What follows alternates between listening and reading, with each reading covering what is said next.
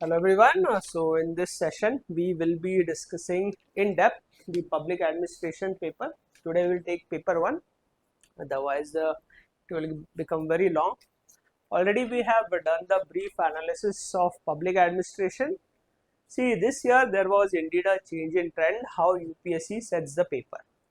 Questions were a bit interrelated, and also they started to ask questions which were of abstract in nature, that is not directly in the syllabus, be it Karl Marx or uh, be it Karl Marx they asked postmodernism also, and like always they have been asking new public governance. But postmodernism and Karl Marx tells us that UPSC has changed the trend and also the nature of the question. So we are into that phase of around 2014, 15 and 13, 14 and 15. These years UPSC was asking that type of questions. Questions were not as simple as compared to the previous years, but marks may come, may not come. It depends on how UPSC adopts the marking pattern. Generally, when the paper is simple, UPSC has adopted very strict marking pattern.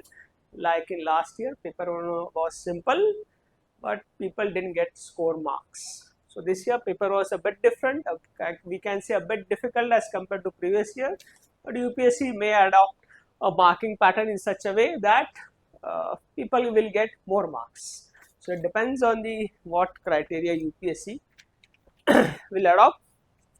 So we will not go in a chronological manner how the paper is. Already we have discussed how you should be attempting the paper in the previous session. We'll start with the most difficult questions first, so that we have more time and we can go in detail about those concepts, and easier questions we will keep at the end, so that those are relatively manageable. So this way, so let's start with question 2A.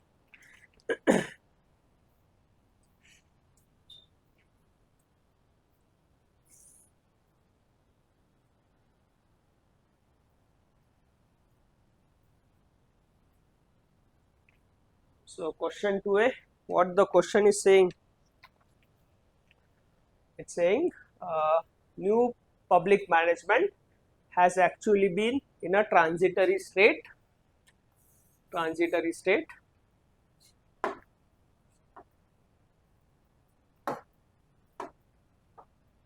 So it has been a transitory state in the evolution from traditional public administration to what here is called as new public governance. So what the question is saying? That new public management is in a transitory state from TPA, that is traditional public administration, to now what here has been called new public governance. At least they should have framed the question properly here, what here is called, here what here. So directly they have picked up from the essay of Stephen Osborne. This statement has been picked up by UPSC from Stephen Osborne, who talks about new public governance. So this is what the question is saying. So now see what the question is saying. Here is traditional public administration, here is NPM, and here is new public governance. So evolution of public administration. So this is the evolution, TPA, NPM and NPG, and this they are saying is a transitory state. Yes, this was just a transition. So now this talks about the evolution of public administration. So you know what is TPA, traditional public administration.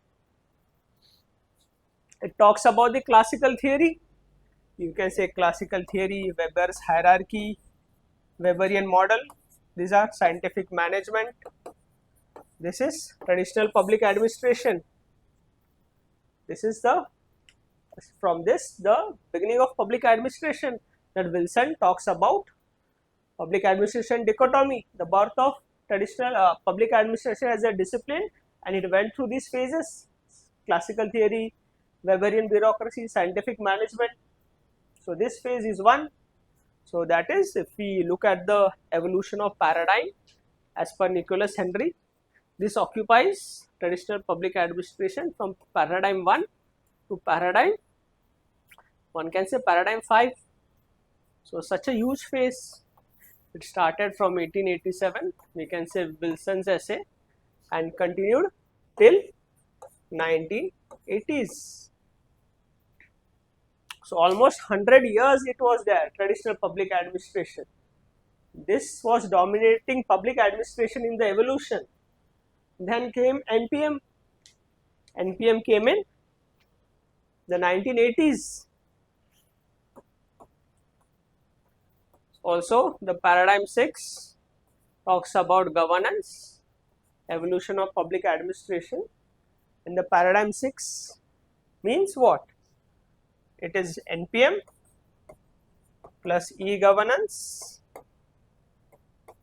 and network governance. This is the paradigm 6, so 1980s. And when did a new public governance came? It came in 2006. So see this time span, around 100 years. And here, how many years? Not even 50 years. So this has been rejected, NPM, and now this. So that is a transitory state. This is for so long, and this is the transitory state, NPM, and now new public governance. So this is what the question is saying. So you have to write in the introduction.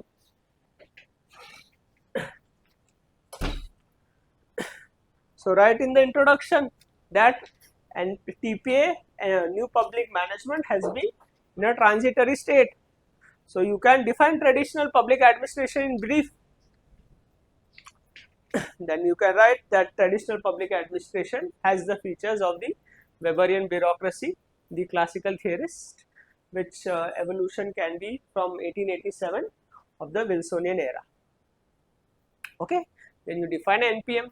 NPM came under the influence of public choice theory and neo-territorialism, and it started from the 1980s onwards. It was about making managers manage and letting managers manage, managerial autonomy.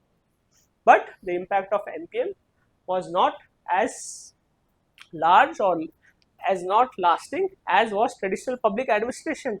See here, it continued for 100 years, and 1980 this came, and we are saying in 2006 that this was a transitory paradigm. So even you can write the thinkers that Dunleavy, you can define NPM. Dunleavy says NPM is about competition, incentivization and disaggregation, letting managers manage and making managers manage. But as found out that NPM did not have a lasting effect as outlined by Saiden and Sundaram. Only few features of NPM was adopted by developing countries. In India also, do you have complete NPM? Do we have managers? We have district collector who comes from UPSC, Weberian bureaucracy. So limited impact. In few areas we have NPM, that is PPP models or lateral entries NPM. Expertise based on contract for few years. So see the impact, but this impact is all over the world. Every country has Weberian bureaucracy, most of them. Even India today has Weberian bureaucracy. So not much impactful. Even Dunleavy says NPM is dead and long live digital era governance. So that's why NPM got rejected. And 2006, Stephen Osborne wrote an essay on new public governance. He outlines that the next phase will be of new public governance. This is one concept started, lasted for 100 years, 20, 30 years. Now he is saying it will continue, new public governance. It talks about that it takes the features of, this was more of bureaucracy, this was about management, but what about the civil society? Does anyone include civil society? Bureaucracy will say it will promote rationality, that bureaucracy from merit-based bureaucracy will promote rationality. No participation of NGOs, no participation of civil society. Then here it talks about a network governance, that governance will include civil society, NGOs, private sector, government, and that will be based on a self-organizing network. The networks get self-organizing, means that there will be no one at the top. Those who have the the way of getting things done, that will command the authority. So that way it will be self-organizing networks. So this is new public governance. So what they are saying in sense that this, Osborne is saying that this will emerge at the paradigm 7 in the evolution of public administration, and this will be lasting effect.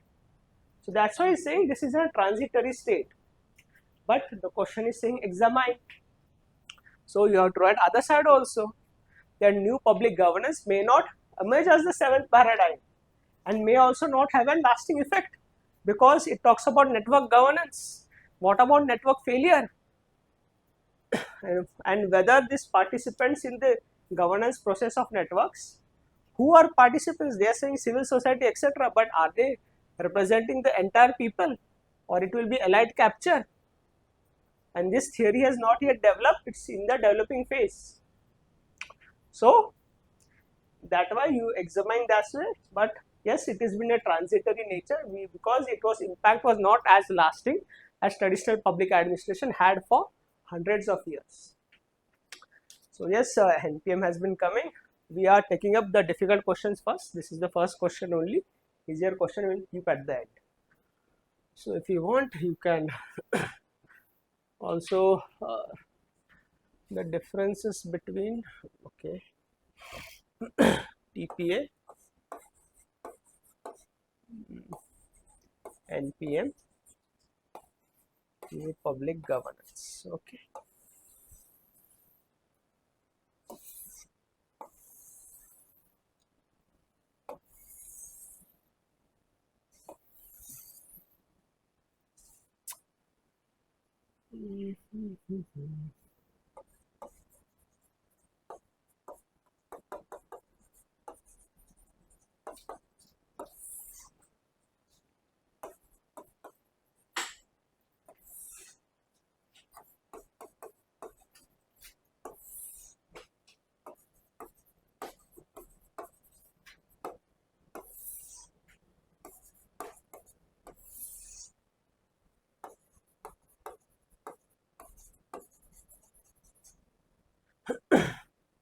I will explain. I will just write it down first.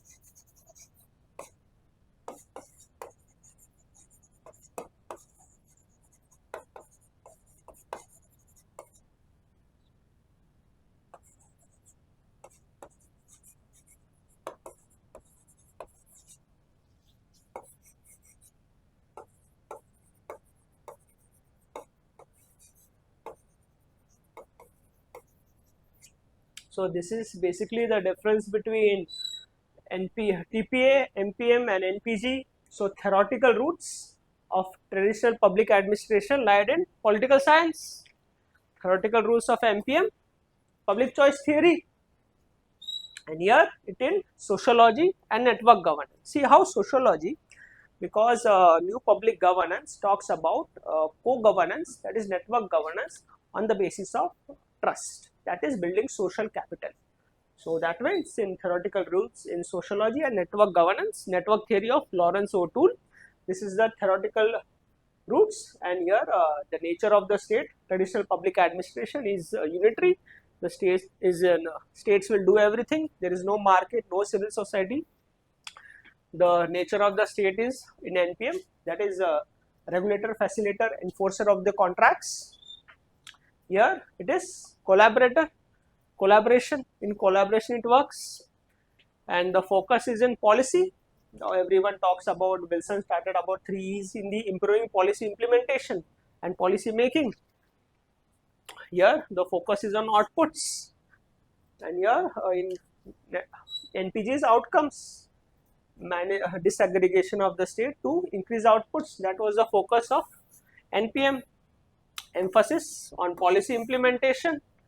NPM is intra-organizational, that is it brings managers from the private sector, but the relation is intra-organization, not inter.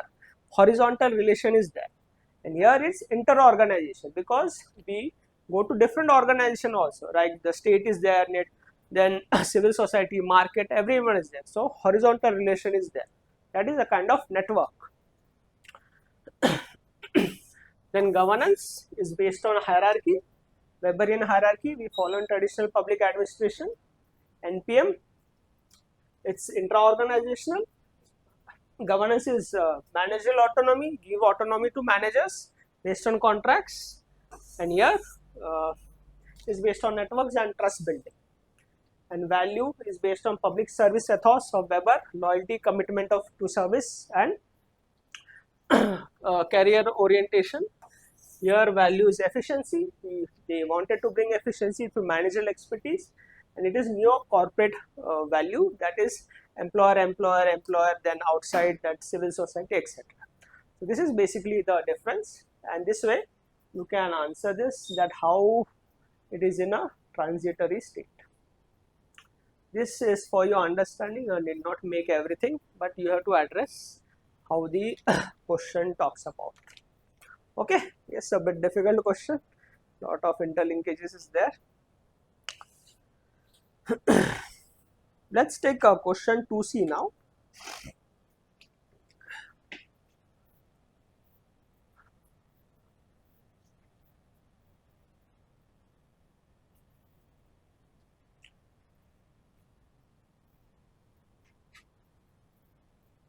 See, under new NPM framework, PPP challenges the entropy of closed model and open model of organization. Analyze. Yes, a difficult question to write. Anyone want to try? What you will be writing?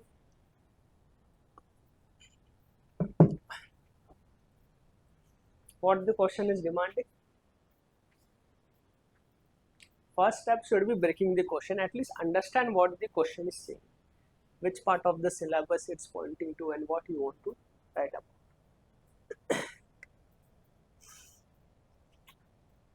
Lot of interlinkages. See, NPM chapter 1, PPP, organization chapter, and there also it talks about closed system, open models. Closed models are, those are classical theories, etc. were closed model. They did not take into consideration the environment. So administrative thought also is connecting, and this now again organization chapters, but the systems theory and the contingency theory. So 4 or 5 chapters they have interlinked and created one question. So anyone want to try?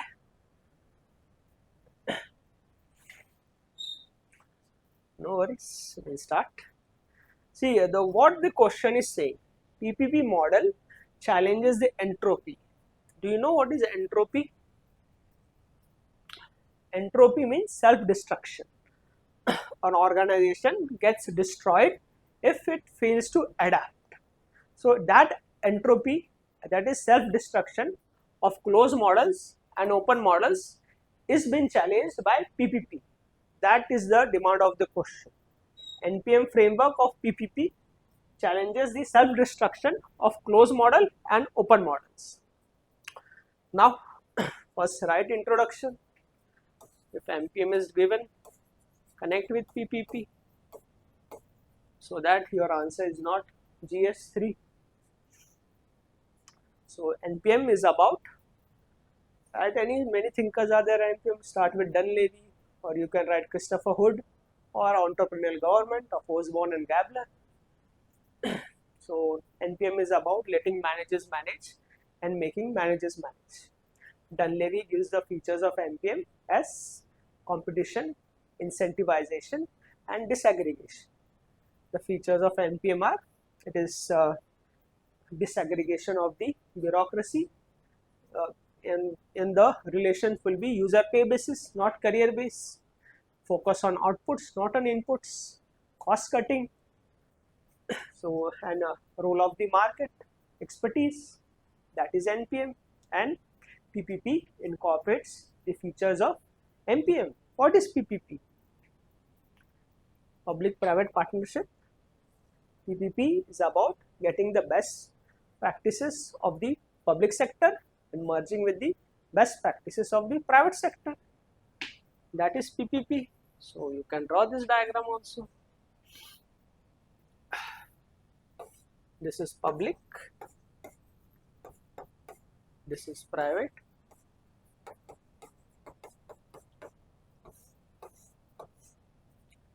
so what is public best thing? That is acceptance is there. Acceptance of public sector, BSNL, MTNL, there was acceptance, they won't commit any fraud. Service motive is there.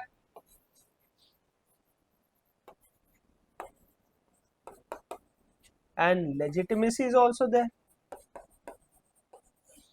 Yes, service motive, public sector works for service motive. Public sector undertakings are also open in areas which are very underdeveloped, may not have resources, but for it has public service motive.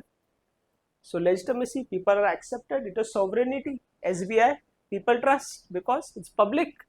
Our bank, that bank won't fly away like private bank does. And what are the positives of private sector? Efficiency, quality of service, technology, innovation,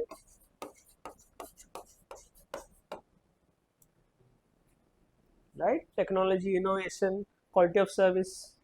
Bank account will be opened within few hours, but you go to SBI, long time. So it takes the best practices of both, that is PPP, collaboration. So it's NPM.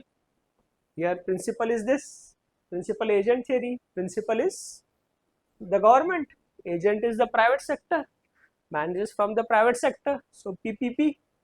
Then you have to see how it challenges the closed and open models. See, closed model, you know, that is, it does not consider the environment, that is, it remains in a closed fashion. They classical theorists talked about the universal principles. No matter what the organization is, no matter what the environment is, principles will be applied everywhere and the principles remain static, they don't change. That is the closed model. So how the closed model will face entropy? That is, it will go in self-destruction. When the environment changes, it fails to adapt, it will get destroyed. This is the organization, this is the environment. Closed model says this is environment is of no use, but changes in the environment, organization needs to adapt. Nokia failed to adapt, so it got destroyed because of closed model. In some organization, innovation is required. So should we adopt a principle based approach? Principles of Fayol should be applied, or should there be matrix organization of Chris Argyris? where everyone has equal authority and responsibility, so that there is continuous innovation. So that why it challenges the closed model. It is not a closed model, it's an open model. One project you need this expertise, you bring that private sector. In the other project you need different expertise, you need other, not the same. There will be no universal model of PPP also applied. Somewhere we apply BOT, somewhere build, operate, transfer, somewhere we do BOOT or hybrid. That one hybrid model is there, hybrid annuity model. So that's why it adapts to the environment. So that way it challenges the closed model. Now, how it challenges the open model? What is an open model?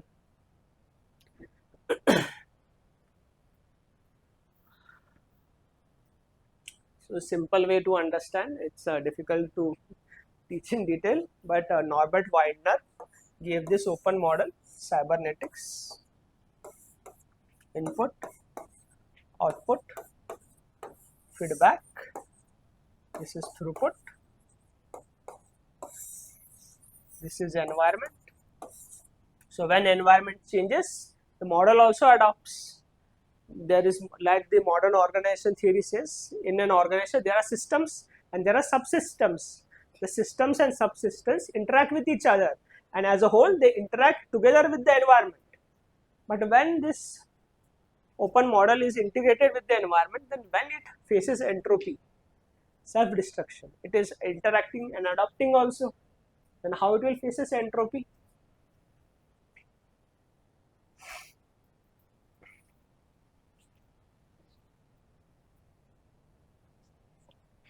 See, there will be a lot of changes in the environment. So should the open model adopt to all the changes, or should it be selective? In PPP, there is a demand for audit by CAG. There is a demand of social audit as well. But if there is an audit by CAG and social audit, then how private sector will remain competitive? Everything will come into public. So how they will compete with other private players? Then if it adopts to every input from the environment, that will start facing entropy. Further, there is a resource dependency theory as well. What the resource dependency theory says? That any organization interacts with multiple players, but some players are very crucial. Without, if that organization does not provide resources, the entire organization will collapse. Example, take for road project, we have PPP, government one side, private sector. What is the role of the government? Land acquisition. If there is no land acquisition, then how the road will be completed? Then the model will collapse, because the resource is dependent on the government, and indirectly the people who are conducting, who will be giving their land. Either we have the Andhra Pradesh model of land pooling, where people themselves came together and gave land for the capital of Amravati. Otherwise, there are many projects which collapse because of land acquisition. Take Navi Mumbai airport for example. For 20-30 years it's remained under construction. Problems, land acquisition, etc. So that will, it collapses. So the environment, in the environment there are critical resources, even which are outside the control of the private sector. And if that dependency is not reduced, even an open model will collapse. Another way, if you want, you can rate with strategic contingency theory also. Strategic contingency says the same thing, that certain powerful players are there in the environment. For example, and take for any small, suppose a hospital, and the hospital is vulnerable to lot of leakages and plumbing issues. So if they are not fixed properly, the entire hospital will be flooded with water.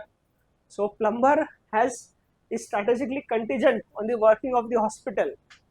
But if does not come, then entire hospital organization will collapse. So that way, an open model will also collapse. See, in the exam, it's better you relate to one or two theories, resource dependency theory or strategic contingency theory.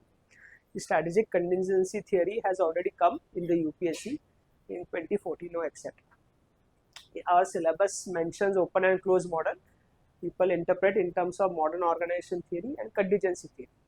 Strategic contingency and resource dependency are further from the continuation of these theories, which which most people don't teach, and it's not mentioned, but it has UPSC has asked before. Strategic contingency. So today or tomorrow they'll directly ask resource dependency theory as well. So that's why a difficult question. So this way how it challenges this organization. But even if right the other side also, even if the challenges the entropy of closed and open model organization, even many PPP model collapses because NPM does not necessarily result in public service motive. There is also corruption in the NPM also. That was one of the criticisms. The managers can also be corrupt because there is no public service motive in NPM. So, we can give example how the KG-D6 basin PP project collapsed, or the Delhi Metro, Reliance walked out from that project. Now, where to find the other person if the project was unviable? Or the KG-D6 basin, Krishna, Godavari D6, Reliance also walked out from there. So, that's why you can relate with the criticism of NPM also with it. So, yes, very difficult question to write. So that's why, but if you cover PubAd holistically, you can attempt this, because we already discussed which questions you should be attempting in the choice question. See, question 2 you should attempt, and question, I will say question 4, provided you know Karl Marx in section A, and in section B you should be attempting question number 8. Because question 4, the first two questions are very simple, they are very high scoring, and the key to score well in public administration is, of course, interlinkages with paper 1 and paper 2, and try to open up current dimensions. Okay, then let's move to another NPM question, if 2 are not sufficient. Question 3B.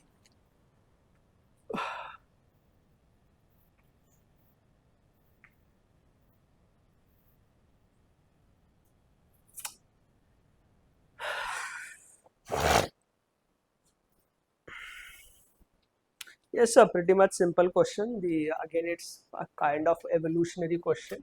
It says the foundation of new public administration, new public management, and public governance rest on rule of law. Yeah, simple question to write. There shouldn't be any issue. So, foundation of public administration, NPM, and public governance, you can also interpret in terms of new public governance. Yes, one thing I forgot. Why new public governance is called as new? What's new in it?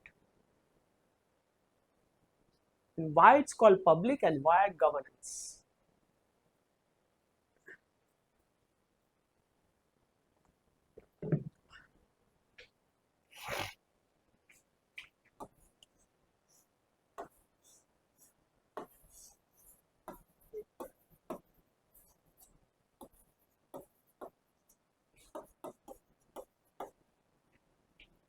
See, this is one model TPA dominated for 100 years in the evolution of public administration. This is NPM dominated for around 20 to 30 years. So these are, NPG is different from both. So that's why it's new. That is what Stephen Osborne also gives the reason. That's why it's called as new. And public, it is work for public interests. And governance, there is collaborative governance.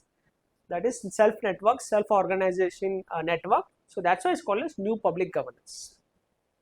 This is what Stephen Osborne says in his essay, and that statement, question 2, is directly picked from his essay. The question, or at least they should have modified, it says NPM has actually been a transitory state from evolution from traditional to what here, so where here is called as new public governance. Question 2a, the talk was here it is called new public governance. So here he calls about in his essay it is called new public governance. Okay, let's move to this question.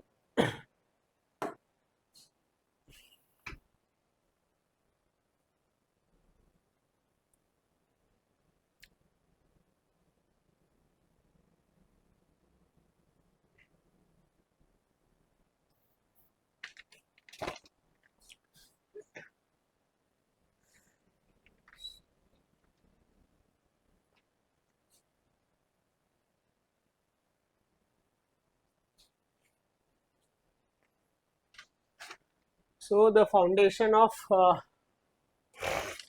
see rule of law, simple rule of law means what? Everything action should be based within the contours of law.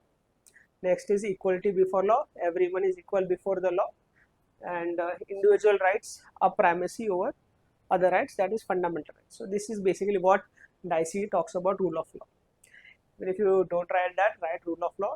That administration should act within the bounds of rule of law, or the rule of law is essential for good governance. Without rule of law, so the foundation of we can say TPA, public administration, NPM, and public governance rest on rule of law.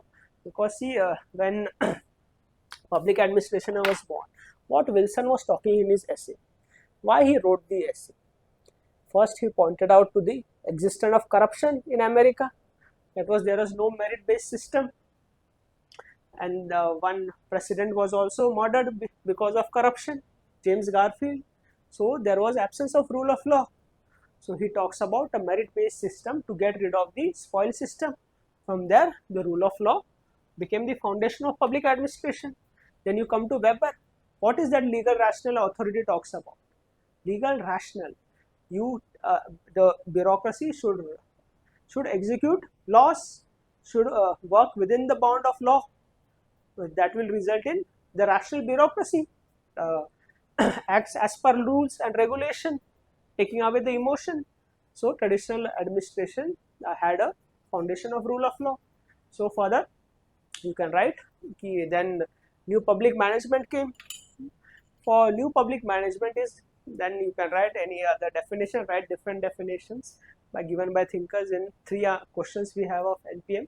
So write about entrepreneurial government. It talks about principal agent theory, that there should be a principal and managers will be the agent, but it will be based on enforcing of contracts. So contracts, you need rule of law.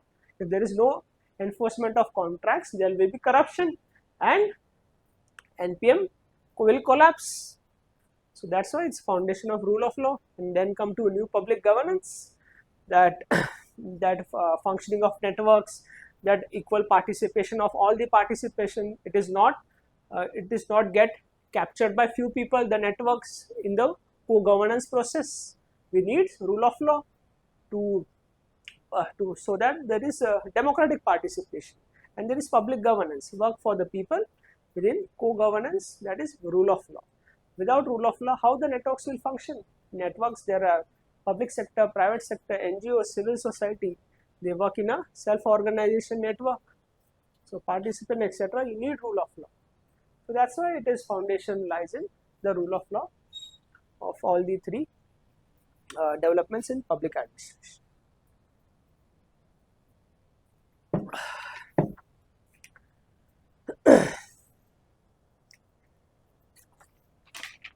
Any doubts, difficulties, feel free to ask.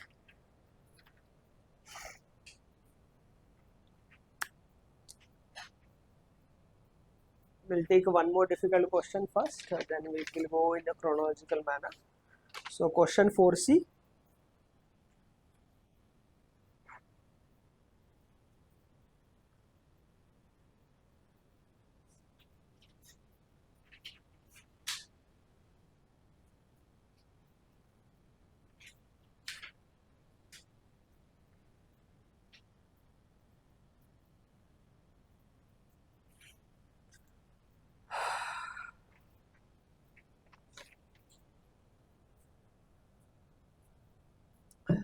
Bureaucracy constitutes the imaginary state and is the spiritualism of the state? See, those people who have read Karl Marx will answer this. Karl Marx is an important thinker, though it has not been mentioned in our syllabus, but criticism of bureaucracy of Karl Marx is important. UPSC has asked Karl Marx before in 20 something year. It has asked now again, and it will keep asking. Same goes with Peter Drucker. Peter Drucker UPSC asked before, and sooner or later it will come again. Similarly of Waldo as well. Waldo many times UPSC is asked. This is a matter of time. UPSC will ask Waldo again. We had been emphasizing that UPSC will ask Karl Marx. We had uploaded detailed discussion on Karl Marx also, and it asked. Okay, so see, this is not related to Weber, it is related to Karl Marx. Now, what is this statement? Imaginary state and spiritualism of the state. So, this is Karl Marx.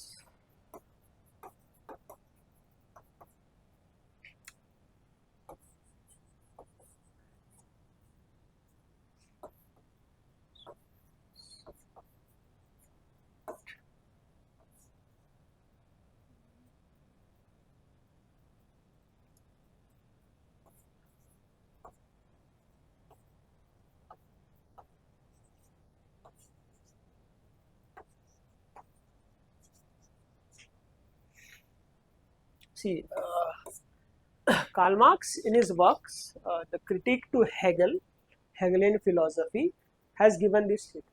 Bureaucracy constitutes imaginary state and is a spiritualism of the state. What Hegel says, Hegel is saying that bureaucracy works for public interest, and bureaucracy and it's an, moreover say, it's a mediator between the state and the people. State goal is welfare, and bureaucracy is an instrument to bringing about welfare of the people. This is what Hegel says. So what Karl Marx says? It says this is not true. It leads to an constitute imaginary state. What is now imaginary state? Karl Marx says bureaucracy becomes a state within itself. On one side, they have to promote state interest, but it promotes its own interests. It is a closed system. It works. Bureaucracy is known for secrecy, exclusivity. Whatever we do is rational, whatever others do, that people do, is irrational. So that is an imaginary state bureaucracy lives in, and this is what is imaginary state it promotes. And further it talks about spiritualism of the state, that if the spiritualism of state is what? Public interest. What is the spiritualism of Indian state? Constitutional values, constitutional morality. But in reality, it promotes the spiritualism of this imaginary state, that is work for our own interest, work for the ruling class. After retirement, we need plum postings, some retirement benefits, working in some organization. So we work for our own interests. So that is what is this statement talks about. It creates an imaginary state and is a spiritualism of the state. So this is basically, then you can write about the Karl Marx, how he considers bureaucracy as a parasite. That bureaucracy doesn't work for the general interest, it works for the extension of the ruling class, that is the capitalist, to protect their wealth. This is what bureaucracy works for. And he also criticizes the entire process of bureaucracy. He criticizes the recruitment system as well. He says that bureaucracy is chosen from merit-based system, but that is what? That is the capitalists have the access to knowledge. They can clear the examination, but other masses cannot clear the examination.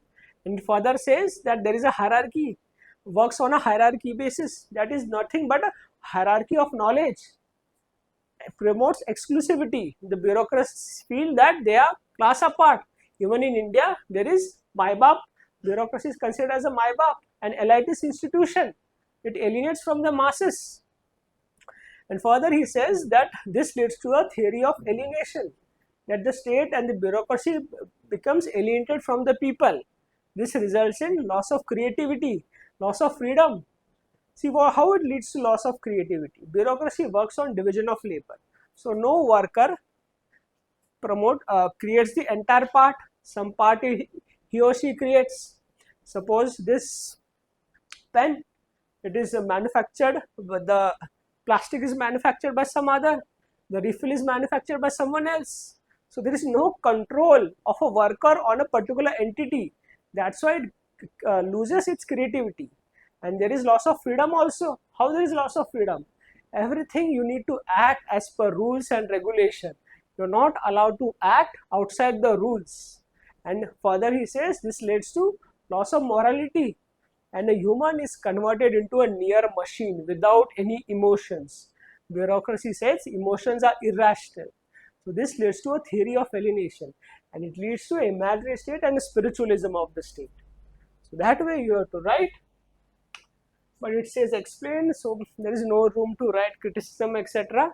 But before concluding, you can write that bureaucracy is also motivated by public service values and public interests. Give some example of Indian bureaucracy who worked for public service motive. There are many examples, Armstrong, Palme, etc. Work of Indian bureaucracy during COVID based on Weberian ethos of public service.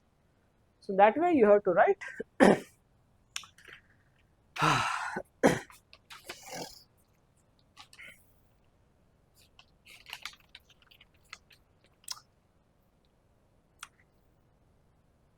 Let's take Mary Parker Follett, question 2b.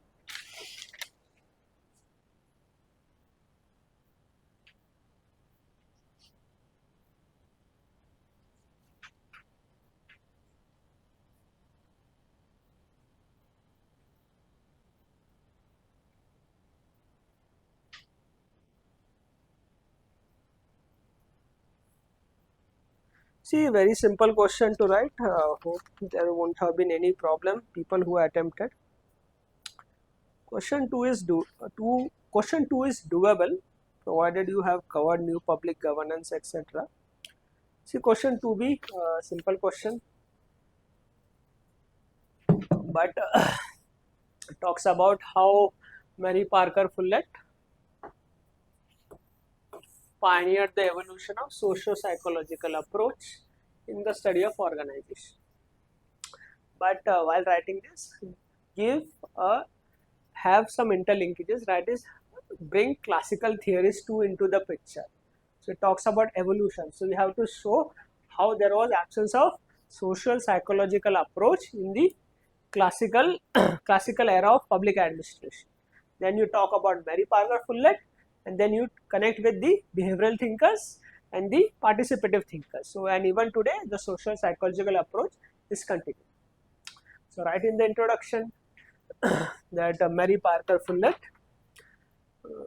known for his work Representative Democracy, or write any book she has written, is though belonged to the classical era, was far ahead of her times, as she incorporated the socio-psychological approach in her works, which the classical theorists did not.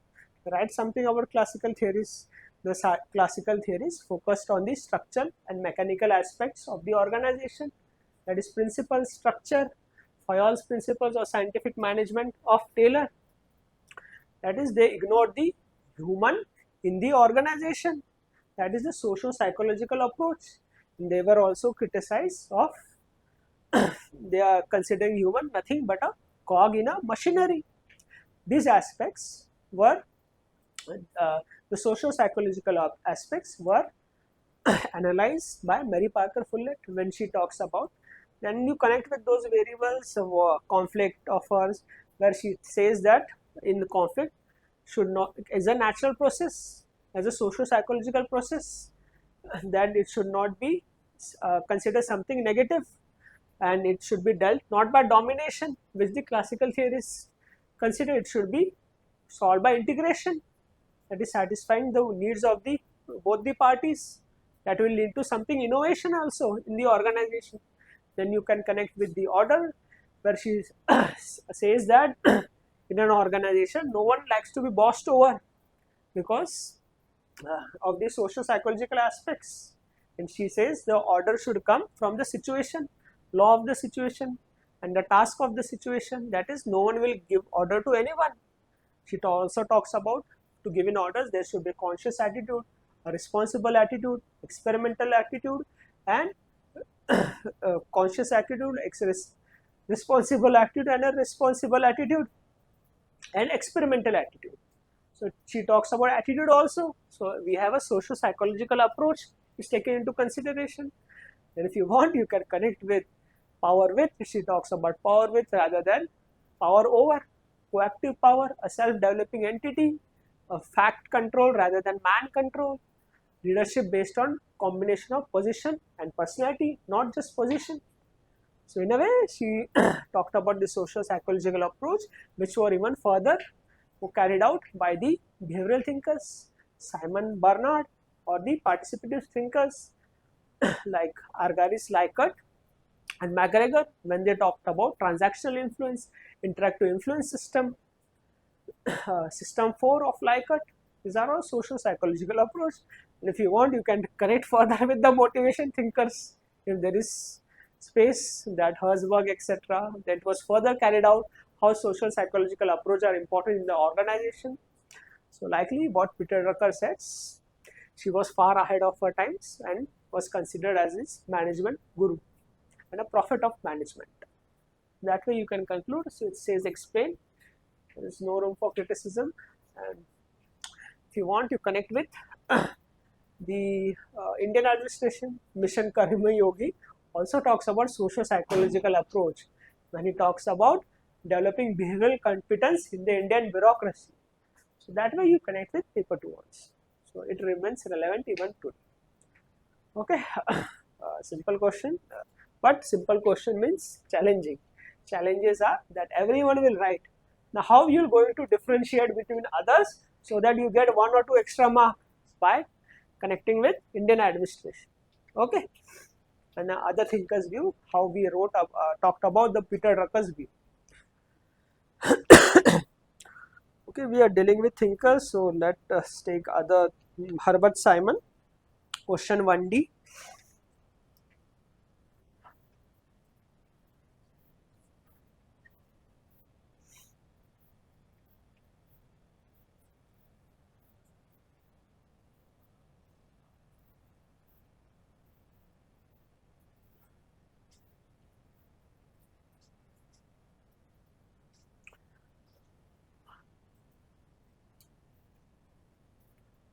Yes, sir. Simple question again.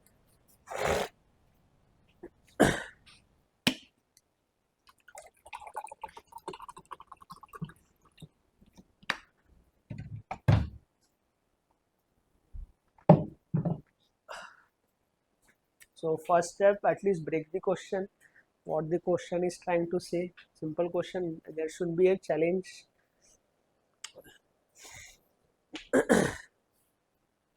Is Herbert Simon justified in criticizing some principles of administration as proves? So is he justified? So yes or no, you have to take a stand. What is talking about? Probes of administration. Yes, the first one of the first work of Herbert Simon was his book Administrative Behavior.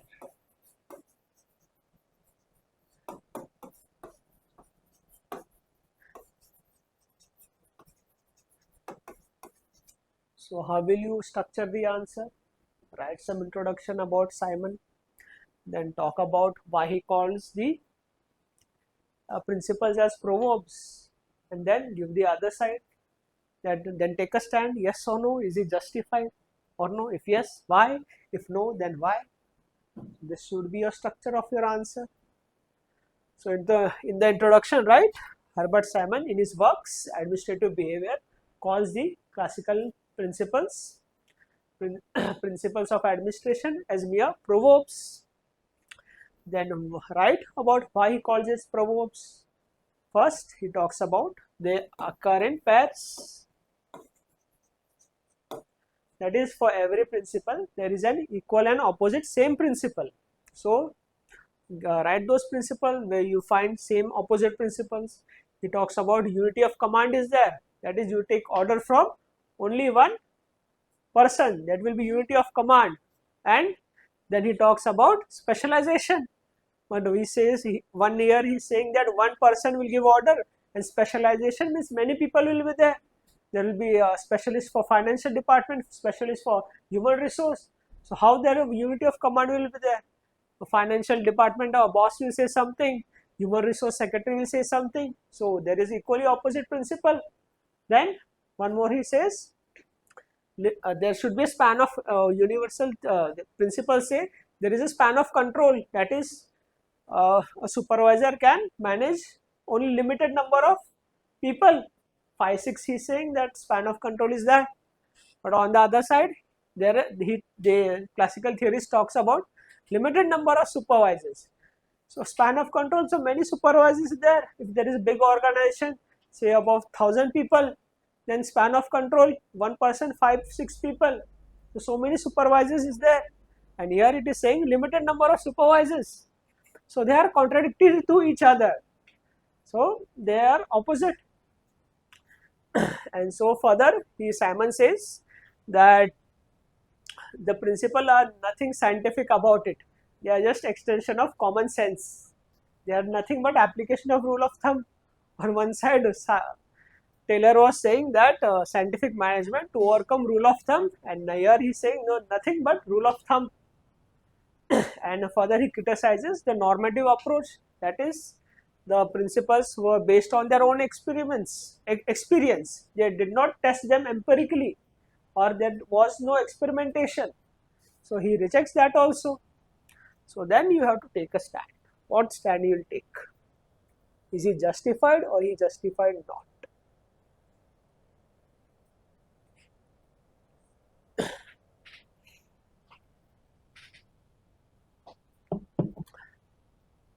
What you will write?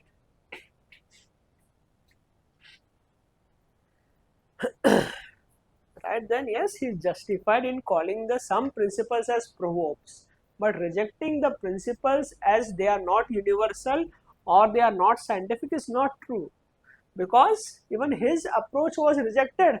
Empirical approach of what approach he adopted to build a science was rejected by Waldo. He says that public administration can never be science.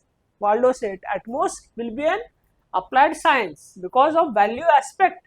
What Simon says, science theory of decision making based on facts. Can there be only facts when there is public administration deals with humans, public service motive? Values are also should be included. So in the stand is that yes, he is justified in rejecting some principles, but principles remain relevant even today. You design any organization, first thing would be principles. Even in Government of India, post-corp functions are being done: planning, organizing, staffing, directing and reporting. Post-corps has universal application. Even in private organization, post-corp will be there.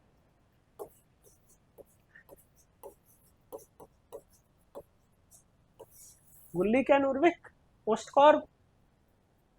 So Simon, so that is the stand. Simon justifying that yes, they are equal opposite, but other things cannot be rejected.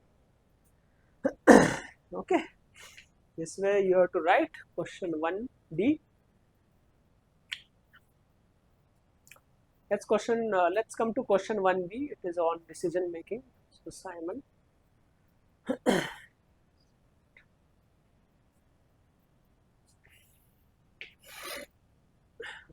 Yes, not that direct question, but one can say abstract.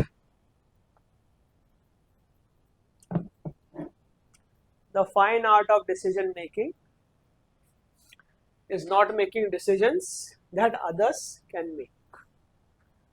Now, what you are going to write about this? Again, yes, Simon, it is there, but you have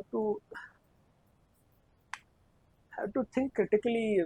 Pretty much, this is not direct question. See, Simon in his theory of decision making talks about rational decisions and program and non-program decisions. Okay. Program and non-program. What are program decisions? Simon talks about decisions which are routine, that are program decisions.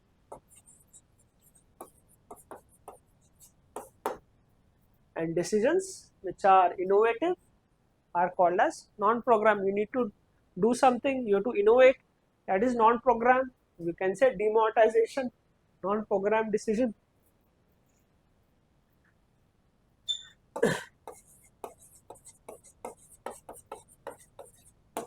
So, in administration, people do only routine decisions, passing files, signing files. What innovation administration has done? Very few innovation happens in Indian administration. So, the fine art of decision making is not making program decisions, but making non-program decisions that others cannot make, showing innovation, thinking out of the box. One aspect you can link this, and also other is rational decision making theory of Simon.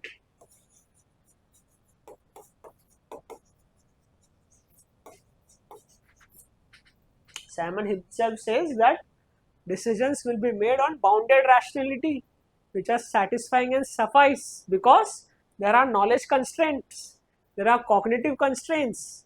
You don't have, administrator don't have the full knowledge. There are cognition inbuilt, limitations of thinking. There is limitation by political master. So he says make bounded decisions. That will satisfy and suffice. But fine art is not making those decisions. You make rational decisions. You can overcome the knowledge constraints. Now, by use of AI, information constraint is not there. Big data analytics. So, fine art of decision making is this, making rational decisions and non-programmed decisions. Others will keep on making from this. For say in district collector should not get engrossed in doing only routine activities, but routine activities should be delegated to the field staff, and the district collector should focus on non-programmed decisions, innovative decisions. Like civil services award is given every year for civil servants who make non-programmed decisions. This year's civil services award was given to a collector of Andhra Pradesh. What that district name I am forgetting. Illuru district is there in Andhra Pradesh, where the district collector collaborated with the civil society, the church, the university for designing portion kits. Akshaya, some project was there, and for which he also got the civil services award. Mission Karma Yogi, successful. So that is what is his name? Prasanna Venkatesh, the district collector of Uluru district of Andhra Pradesh. So this is non-programmed decision. So that way you link with paper 2 also and current affairs also. So this is how you should be writing this. Now what is remaining? Okay, let's take the leadership questions. Question 3A.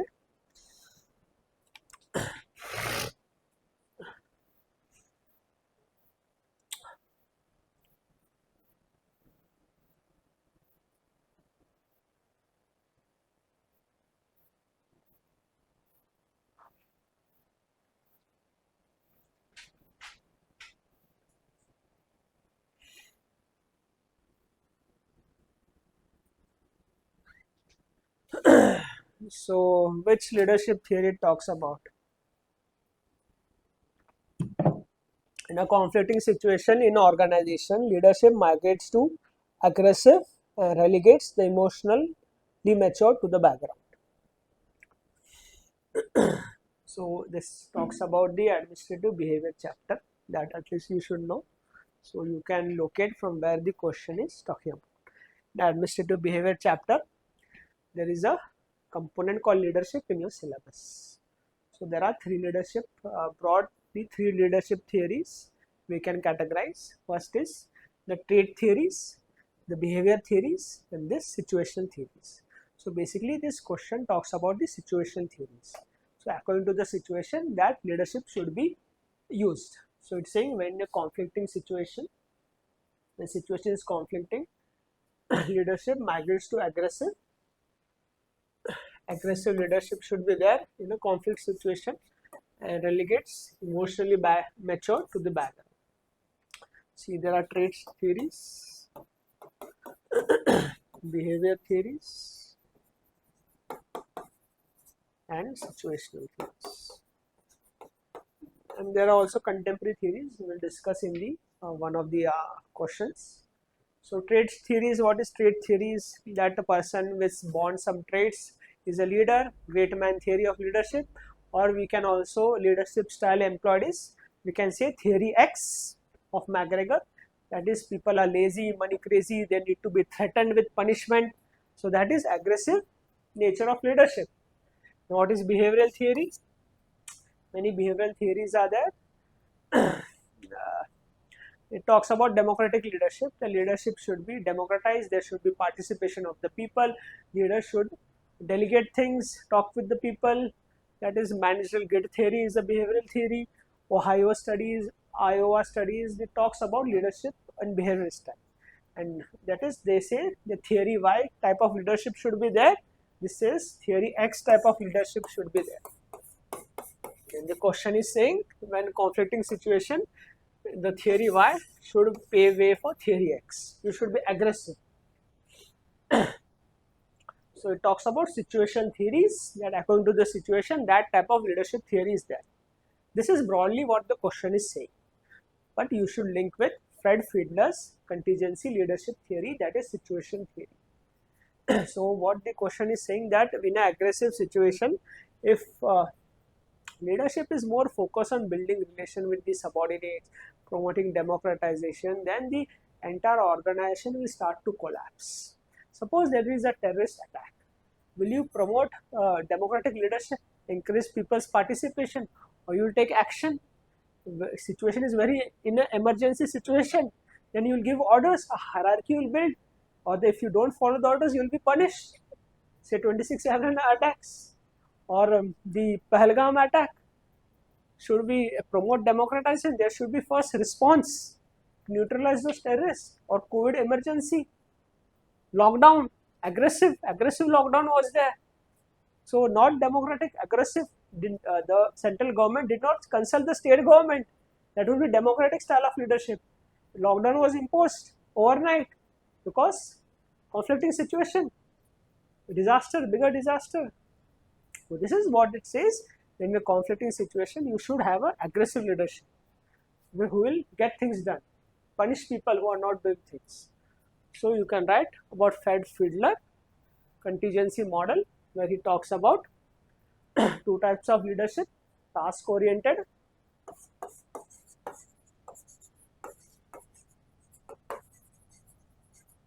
and relationship oriented.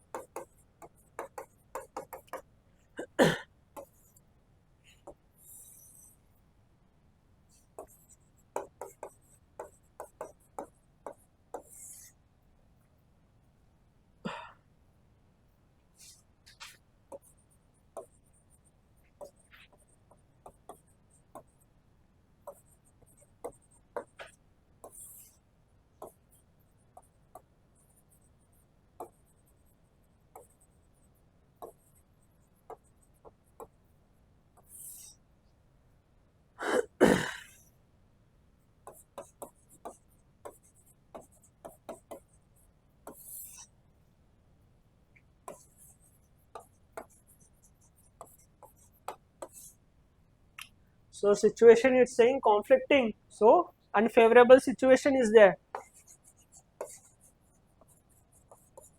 See, Fred Fiedler talks about these three variables: leader position power, leader member relation, task structure, and leadership. Leader position power means how powerful the leader is with respect to human resource, managing the people, whether he can manage the people, whether he can get the work done, that is leader position power. Leader member relationship is how, whether the followers trust the leader, that is leader member relation. And task structure means how clear the task is, whether there is goal clarity, whether the followers know what they should be doing, that is task structure. So in an unfavorable situation, leader position power is weak. Leader member relation is untrustworthy. People don't trust. And task is also not clear. COVID happened, what to do? vaccine, how to help people, what is the cure for COVID. So it was, task was not clear. So under this situation, Fred Fiedler says the leadership should be task oriented. You first focus on the task. We won't build relations. So task oriented leadership. So this is what the question is saying, and how this is how you should write. But write some impactful intro. The leadership as defined by Pfiffner is about when a person influences 2 or more people, that is leadership. That you can write. And then you write what the statement is saying, then you connect with Fred Fiedler, and you can also connect with the Indian administration, COVID, etc.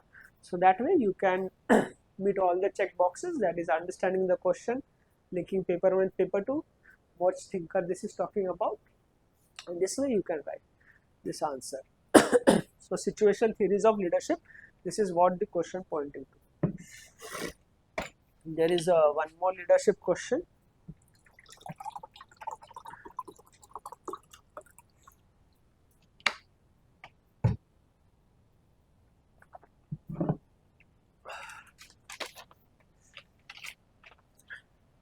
Question 4b.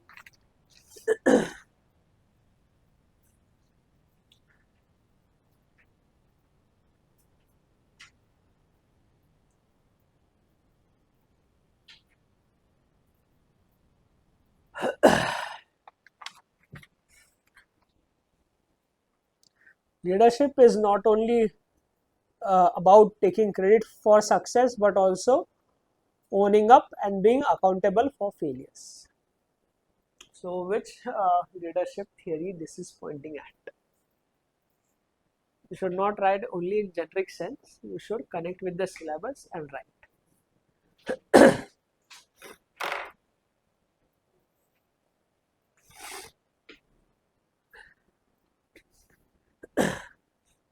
This is pointing towards transformational theory of leadership, the contemporary theory of leadership.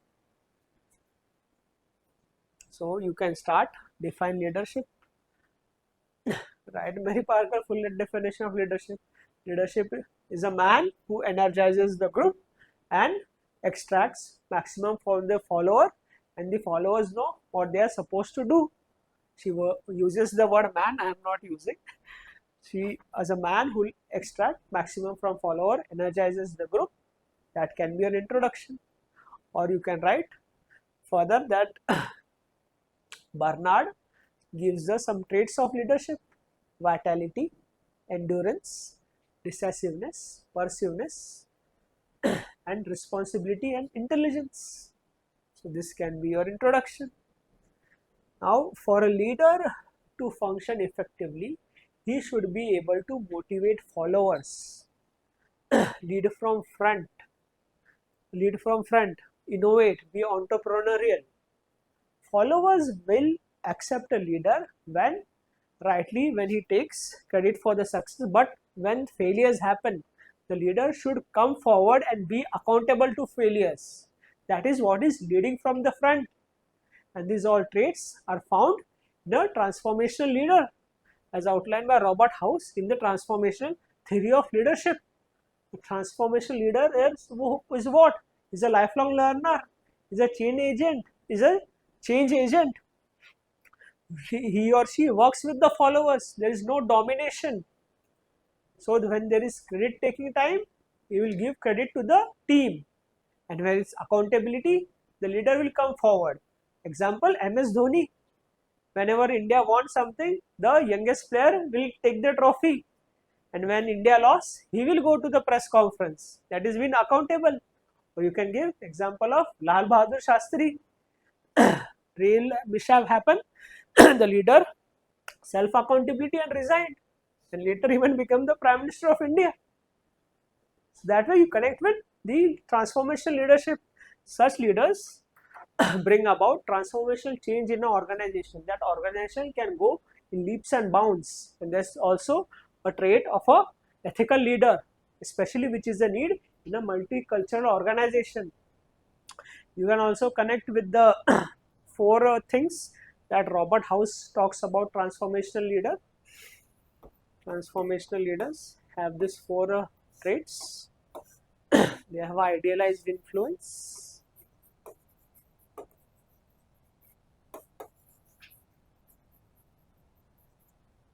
inspirational motivation,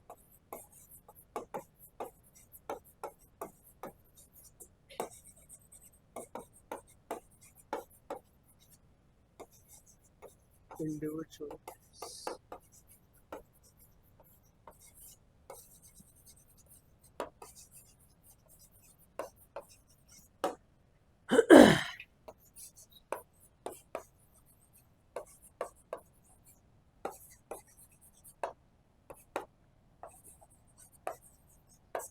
Basically, Robert House talks about 4 traits of a transformation leader.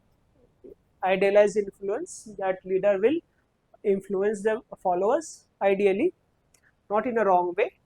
Then he talks about inspirational motivation, that he will inspire and motivate the followers. Then individualized consideration, that is every person is different. There will be individualized consideration, not one one grand plan or grand policy. Individualized based policies for every follower, and intellectual simulation, that will bring about intellectual simulation. So the followers will put their 100% effort. This is what, so this is possible only when leader is accountable for its failures and gives credit to the people. When success happens, that is promotes a we feeling, not I feeling. So this way you have to write this question. And yes, in the end you can conclude with Kurt Lewin. What Kurt Lewin says, leadership is about leader, follower and situation.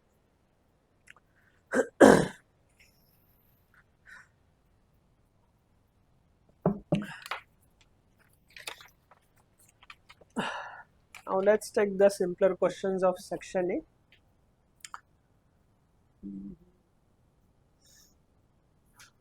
Let's take question 1A first. Public choice theory.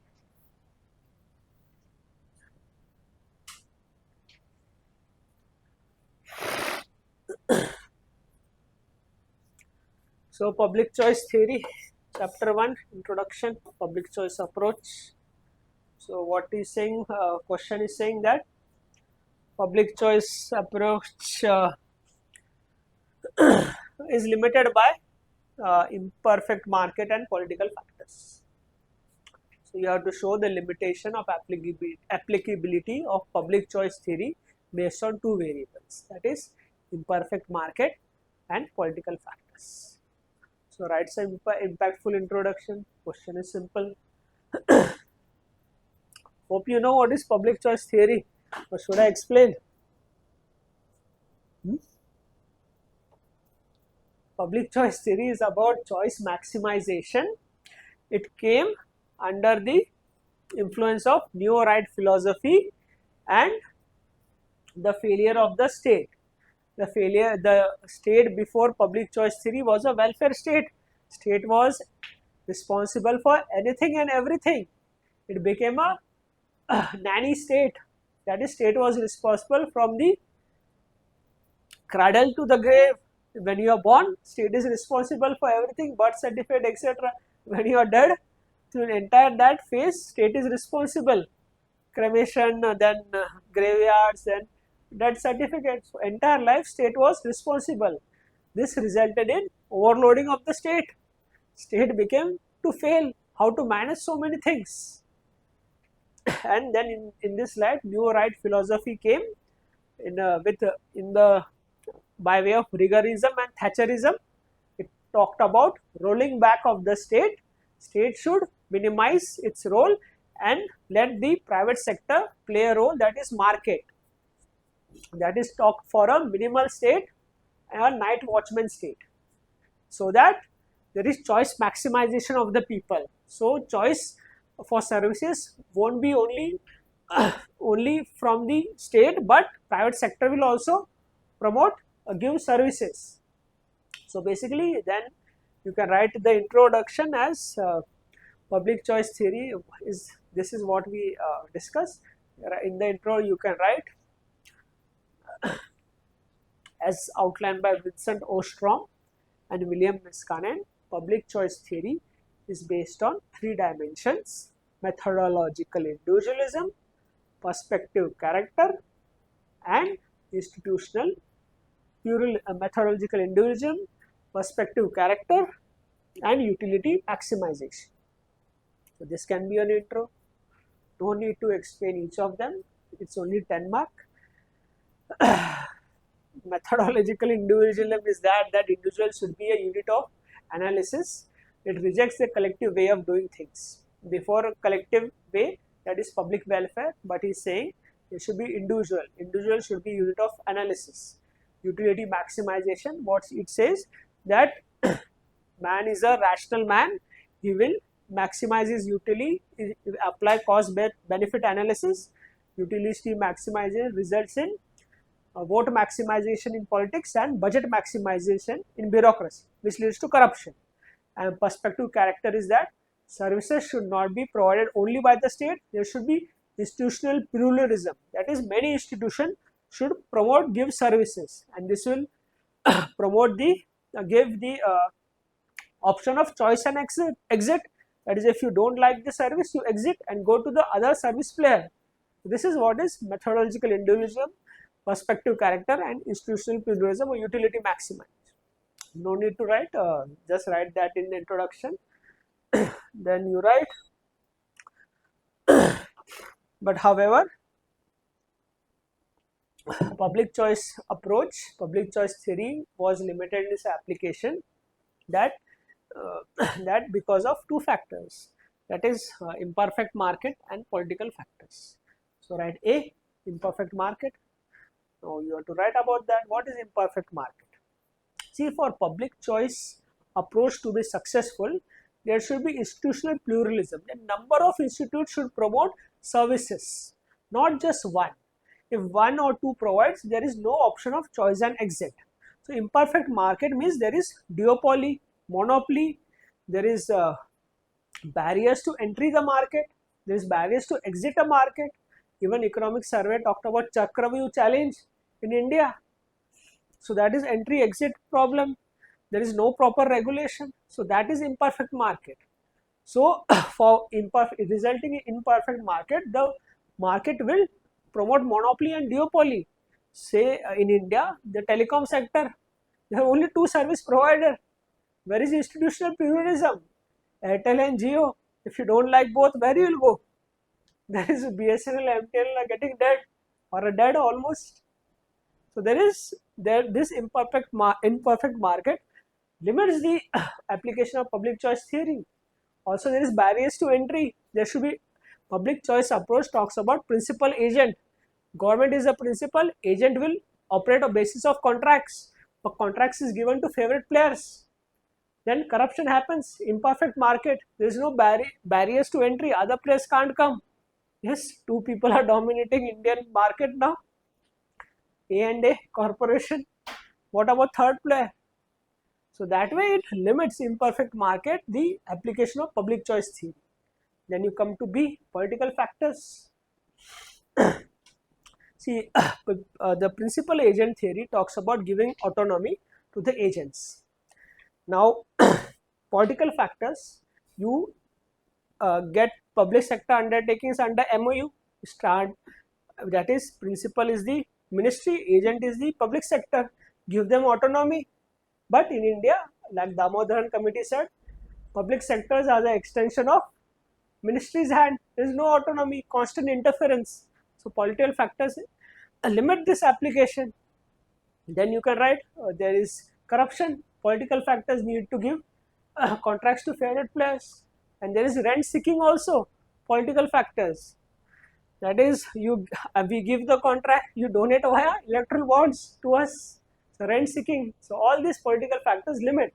And also public choice theory talks about efficiency, etc. But political factors means you have to work for public interest. Even if something is not efficient, government still needs to continue. MG Narega is not efficient scheme. Still need to continue because of public's nature. So that's why that way also political factor limits the application of public choice theory. So that way you have to write. So there should be a perfect market. and right political environment for public choice theory to achieve the efficiency of market as visualized by the neo-right philosophy, the neoclassical theorists, neo-economic theories. So that way you have to write this. That's you need to connect with the two variables, imperfect market and political factors. That is the challenge here. So that there is a precisely you are addressing the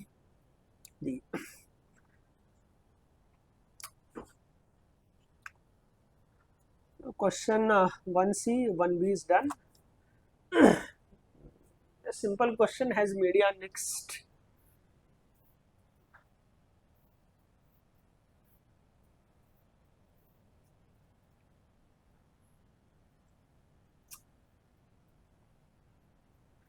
Has media next its role in holding government accountable and ensuring transparency?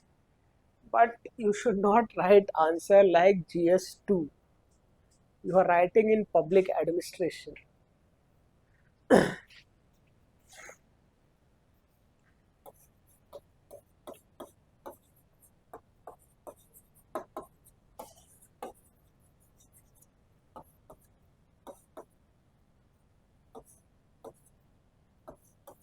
So media is basically takes the views of the people to the government, mass media, etc.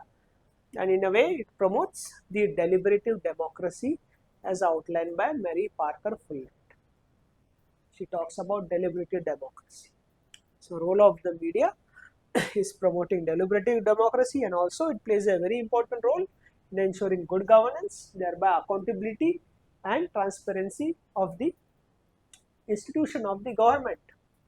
Now it is saying that government, the role has been nixed, that is, it has failed to ensure accountability, and then you write many issues in India keeps on happening. The media has become biased, the trend of fake news, the corporatization of media, commercialization of media. In media also there are now only two players, owners, A&A Corporation. So monopoly, duopoly exists in media, fake news, TRPs, etc. In that way, then media had the next, it seems that the role of the media as a mechanism to ensure good governance has been next. But then right the other side also, when media played a role in making the government accountable, right, those initiatives, that things happened before 2014, Anna Hazare movement, and all the corruption work scandal they expose. But at the same time, though if I open up the media, open up the angle of social media, though legacy media like print and TV has mixed its role in ensuring this, but social media has ensured that it has been promoting good governance. Many times social media government was held accountable. The Manipur case, the first that heart-wrenching visual came on social media, and then the Supreme Court made the government accountable what is happening in Manipur. So social media has emerged as a new democratizing medium to to make the government accountable and ensure transparency. In that way, it's in a way is promoting deliberative democracy, bottom-up governance, or idea of reversal of Robert Chambers. So that way you don't end up writing answer of GS2. Okay.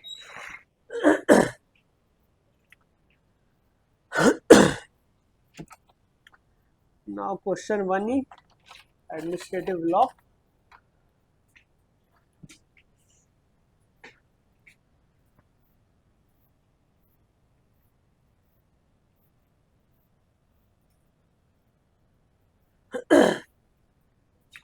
So administrative law has evolved from the need to create a system of public administration under law.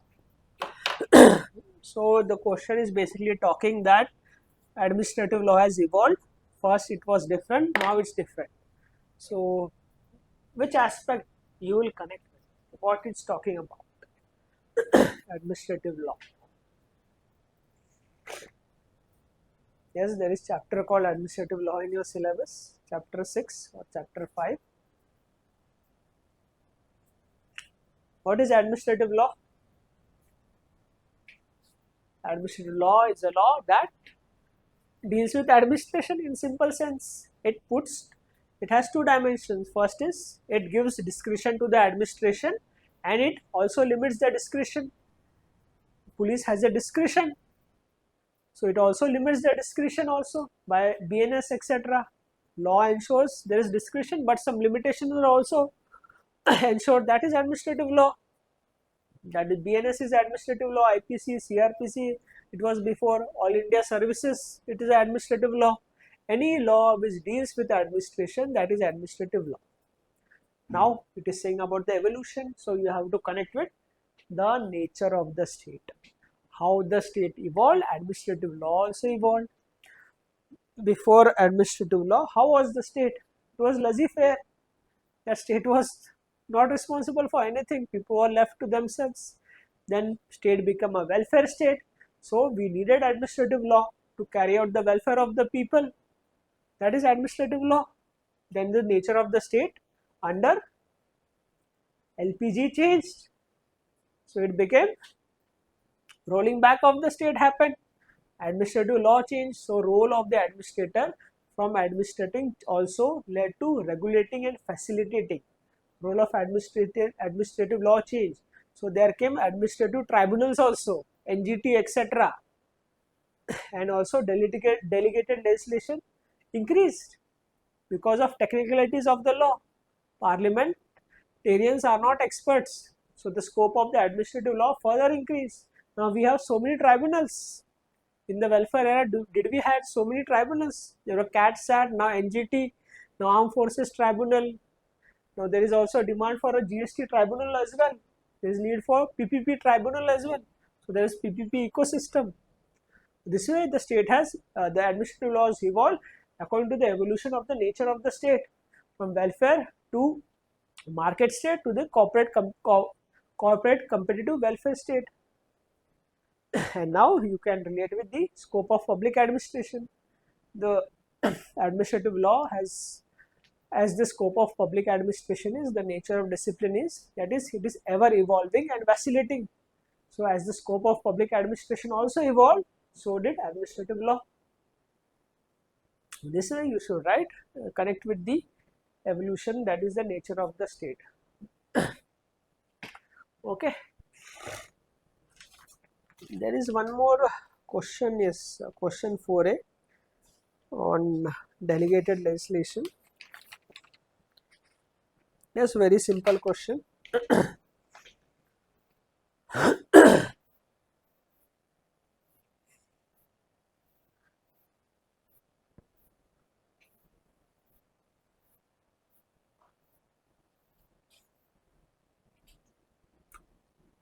Every year there is question on delegated legislation, same question they repack and ask again. So if you know the 4C question of the Karl Marx, this is the best option to write, because interlinkages etc. you can write a very enriched content. 4B also leadership etc. we had discussed. So that's why you should cover the entire syllabus very holistically. This is how UPSC sets a trap. 2 questions simple and third is Karl Marx. Many will not write, but those who know write will get good marks. So delegated legislation, a very simple question. Delegated legislation should be clear and should confine to the limits determined by the legislature. In the light of the statement, explain how misuse of administrative discretion can be checked. So structure is, you define delegated legislation, then you talk about the misuse of delegated legislation, then you explain what should be the checks. Don't just confine to legislative checks, judicial check, executive checks, even you can relate with the values of civil services. So what is delegated legislation?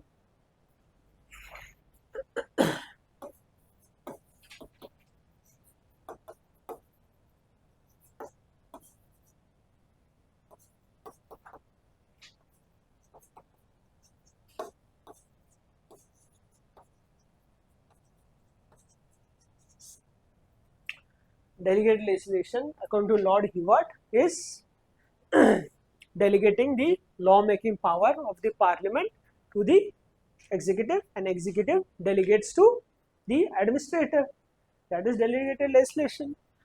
This parliament delegates to the executive, and executive delegates to the bureaucracy. Why delegate legislation? Because of, right in brief, that law has become technical in the changing nature of the state, environment, etc. Technology has come, parliament has no expertise, hard pressed for time, parliament meets in 3 sessions only, there is off season, then what law is needed? So you delegate, make the law in structural form, and flesh will be filled by the bureaucracy. That is delegated legislation, the need for delegated legislation. But then you write how it leads to new despotism, that is bureaucracy becomes the lawmaker, and it will lead to violation of the theory of separation of powers and checks and balances, and it leads to new despotism, abuse of power, etc., lawmaking power. For example, you must be knowing special intensive revision. The law says that election commission has the power to revise rules. Now, delegated legislation is special intensive revision.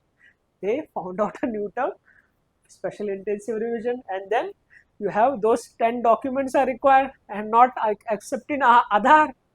But Aadhaar is more universal in country than other 10 documents. So misuse of delegated legislation. Then judicial control happened. Judiciary said that you should use Aadhaar. That is how is checking the, keeping check on the abuse of authority, new despotism. That way you connect with paper 2 also and current affairs. So write other checks also, legislative control, committee on subordinate legislation. It is ensures the spirit of the parliament as outlined by M.V. Malvankar. Then you write that legislature should totally clear the bounds, what should be the bounds of the law. And then legislators, parliamentarians should also develop expertise, take the help of the parliament library, etc. They write the judicial controls, how the special intensive revision control was ensured.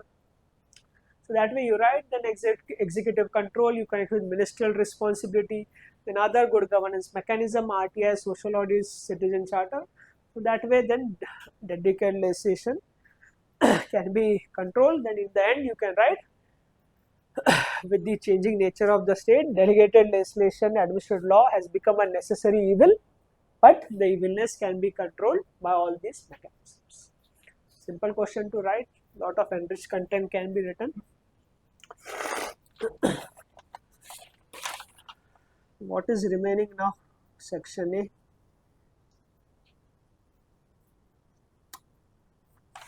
Question 3C.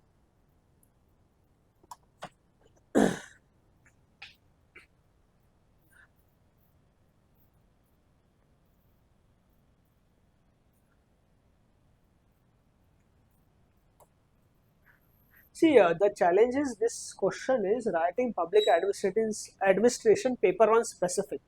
This seems to be a paper 2 question. The principles of checks and balances count among the most fundamental constitutional values. So first it's saying this is the most fundamental principles of checks and balances out of other constitutional values. So the structure should be, you should write some other constitutional values and then show how this is the most fundamental value of the constitution, and then write the significance of this value. So that should be the structure of this question.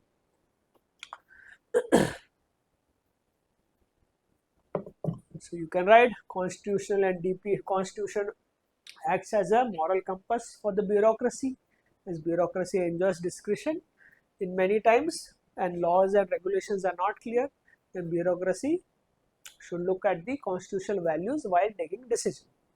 There are many constitutional values like the theory of separation of powers,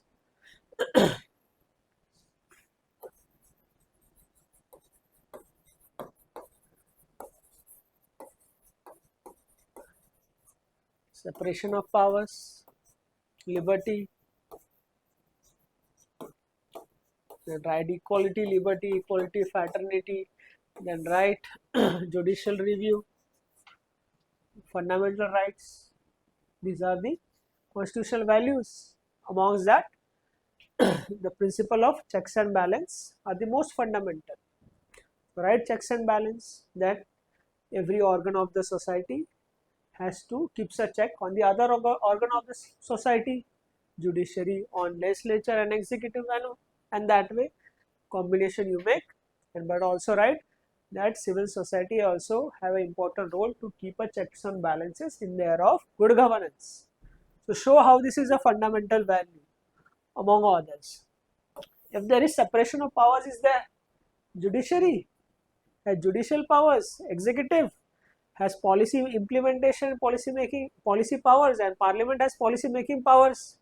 But if all the three organs become totalitarian in their respective field, then who will keep the checks and balances?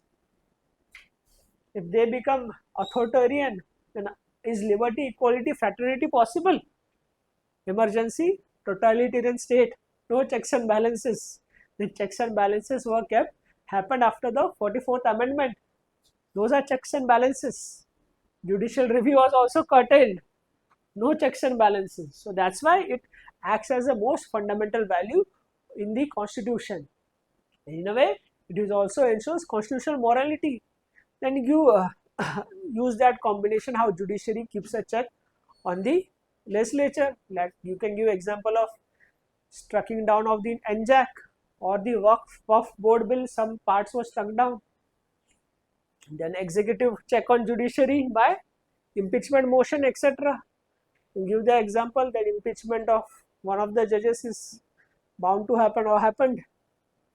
Then you write the other combination how legislature keeps a check on the executive by suspension, by legislature questionnaire, that all those zero hour questionnaire, debates, discussion. So those three combinations you can write. You can write 6 combinations, but don't write so much, there won't be space. So that way you write and show how it's the most fundamental value. This question relates to your accountability and control chapter. Make sure you write public administration specific. Okay, so section A is done. Is there anything remaining?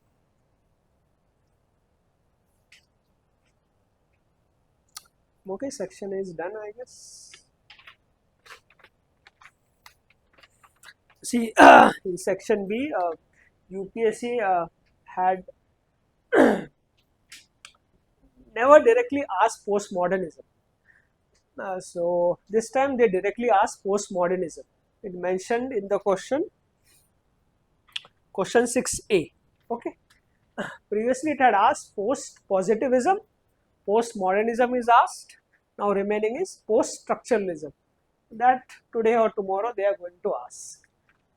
So question 6A, yes, a bit difficult question. You shouldn't be attempting question 6. In section B, you should be attempting question 8. But some may have requisite knowledge. People are also very intelligent. They can attempt whichever they wish. So question 6A.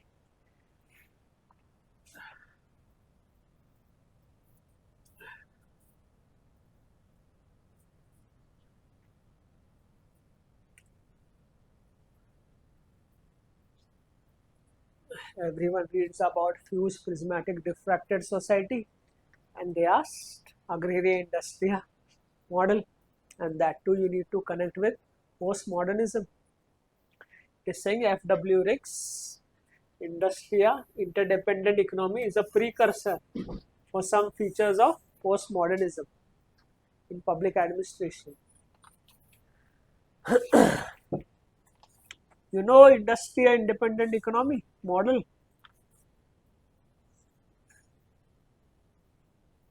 Postmodernism, you know, or should I explain?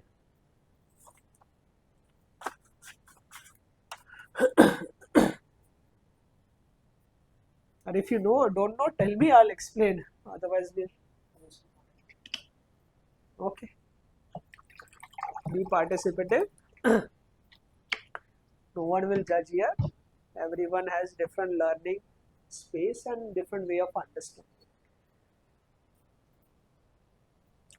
See, modernism, to understand postmodernism, you should understand what is modernism.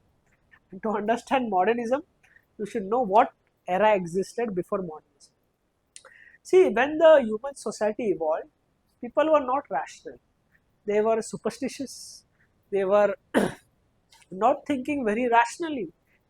If you go back, they were believing on some what is supernatural powers, etc. They were superstitious. Then come modernism. Modernism means people started to think rationally. Science came, etc. That become modernity. And then come modernism, focused on only rational aspects, facts, but they eliminated values. So then came postmodernism. Postmodernism put emphasis on values, experiences, luck, etc., which were ignored by modernism. So in public administration, modernism can be in the form of rationality, that is classical theories, that is Weberian approach, that is they talk about rationality, to act according to the rules, that is rationality, have those principles and there will be efficiency. Weber says there you should not consider emotions. Simon says take decisions based on facts, eliminate values. That is modernism in public administration. But with the experience in the 70s and 80s, postmodernism began to rise in public administration. See, Weberian bureaucracy was not successful as it thought to be. Weberian bureaucracy was considered highly efficient. It will take decision on rational basis. But corruption also happened. And many places Weberian bureaucracy was not successful. In India also it's not totally successful. The decision do not happen as per rules. So there is need for values also. So values emerged in, one can say, in new public administration. In Minobrook 2 conference, it talks about values. Minobrook 1 also, there should be values, should be considered, and the especially 2 aspects you should know: critical theory and critical theory. Critical theory, where Jürgen Habermas talks about need for postmodernism, that is modernism results in capturing of human being. Modernism, a human being loses its freedom. You have to act as per rules only, regulation. There is no scope for innovation. That is what critical theory is really critical of the present state of affairs. That there is no room for innovation, etc. You have to talk the language of the bureaucracy, and this promotes exclusivity. Bureaucracy thinks we are exclusive class apart. We will follow that hierarchy. That is, the bureaucracy will act according to the hierarchy and there will be exclusivity. We are an exclusive society based on rationality, and the other society outside the bureaucracy are irrational. So what postmodernism says, that you have to consider the subjective and intersubjective aspects as well in administration, and you should promote participation of civil society, voluntary voluntary agencies. So it transforms from modernity to postmodernism, that outside subjectivity is also important. That is postmodernism in public administration. So see, one can also relate with the Swachh Bharat Abhiyan. Before there was total sanitation campaign. Before Swachh Bharat in the UPA, the focus was on building toilets. You build toilets, people will use it, and open defecation, etc. will be done and dusted. But it was based on facts only, modernity. What about values, people's behavior? So that then Swachh Bharat came and it took consideration these aspects as well, postmodern aspect. So then it becomes more or less successful. That is postmodernism. That is rejection of universalism, rejection of rationality, rejection of bureaucracy, that we are only exclusive things. That is postmodernism. Before, see, there was legal rational authority and there was traditional authority and also charismatic authority of Weber. That two authorities represent the pre-modern features. That is, what is that traditional authority to be based on? Customs, superstitions. Man having supernatural powers is charismatic. So that was rejected and modernity of legal rational authority came. And then came postmodernism of Anthony Giddens and Jürgen Habermas. They say you should consider subjectivity and intersubjectivity also, subjective aspects, non-rational aspects, and promote participation among people. So there will be a life word situation. This is very technical terms they use. It's very difficult to explain in 10-15 minutes. So this is what is postmodernism. Rejection of rationality, rejection of principle, rejection of Weberian hierarchy, rejection of Simon's fact-based decision. Values are important. That is what is it talks about. There won't be universalism. Specificity should be taken into consideration of different cultures. So this is what is postmodernism. But question says industrial interdependent economy is a precursor for some features of postmodernism. Now, what is this industria? There is, see, when Riggs started his research, first he made this model, agraria, industria and transistia. Then that model was rejected, then he moved to fused, prismatic, diffracted society, and then third he revisited fused prismatic model. So three theories, broad theories he has given. So what is this agraria industrial model? He analyzed China and USA. He says China had agraria features and USA has industrial features. So this concerns with industrial independent. So the features of the industrial independent were universalism,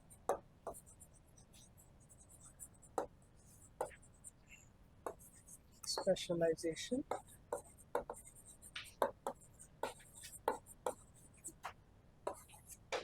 achievement,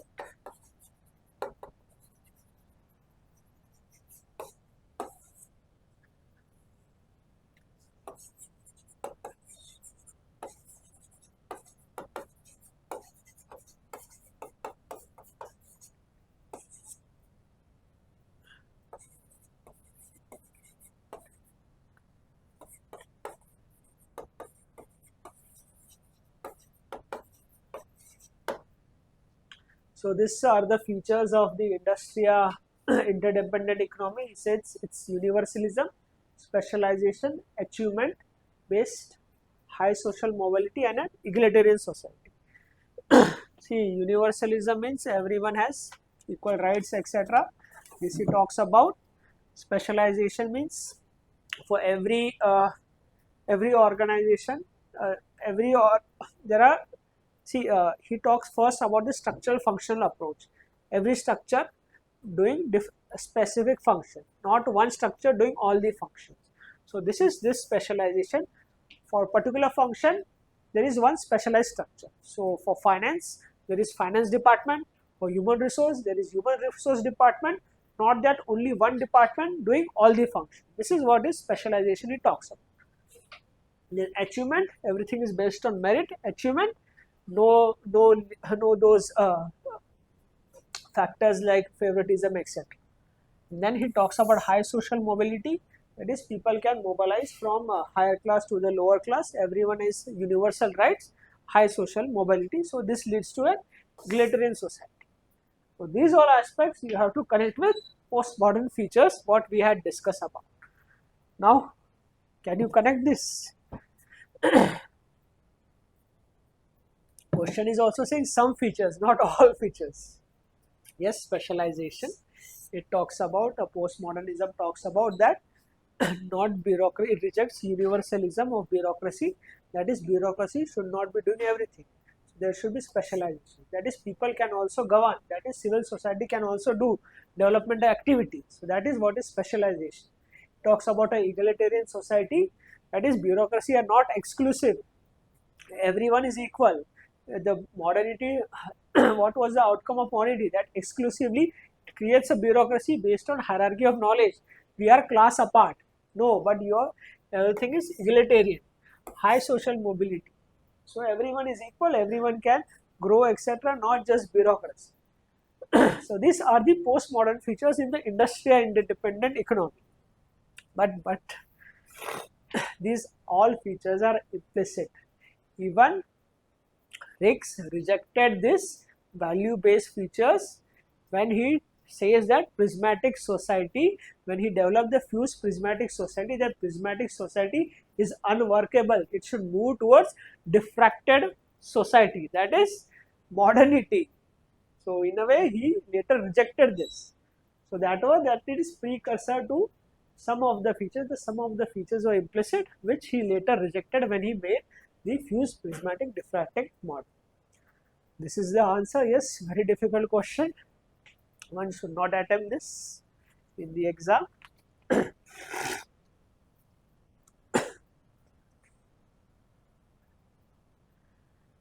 We'll take 7B. It is also comparative public administration.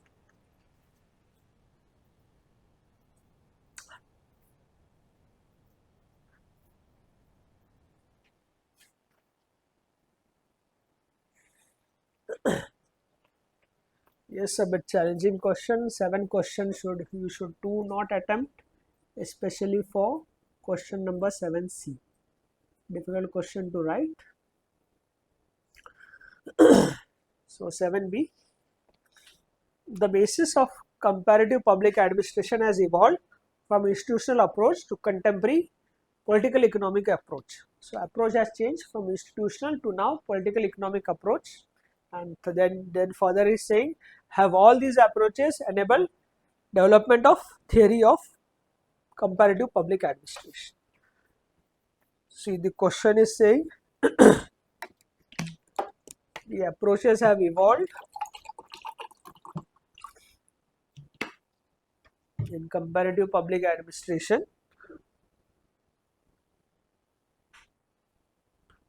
that is, first it was the institutional approach, and has it enabled the then to political economic approach, and have these approaches helped in developing a theory in comparative public administration.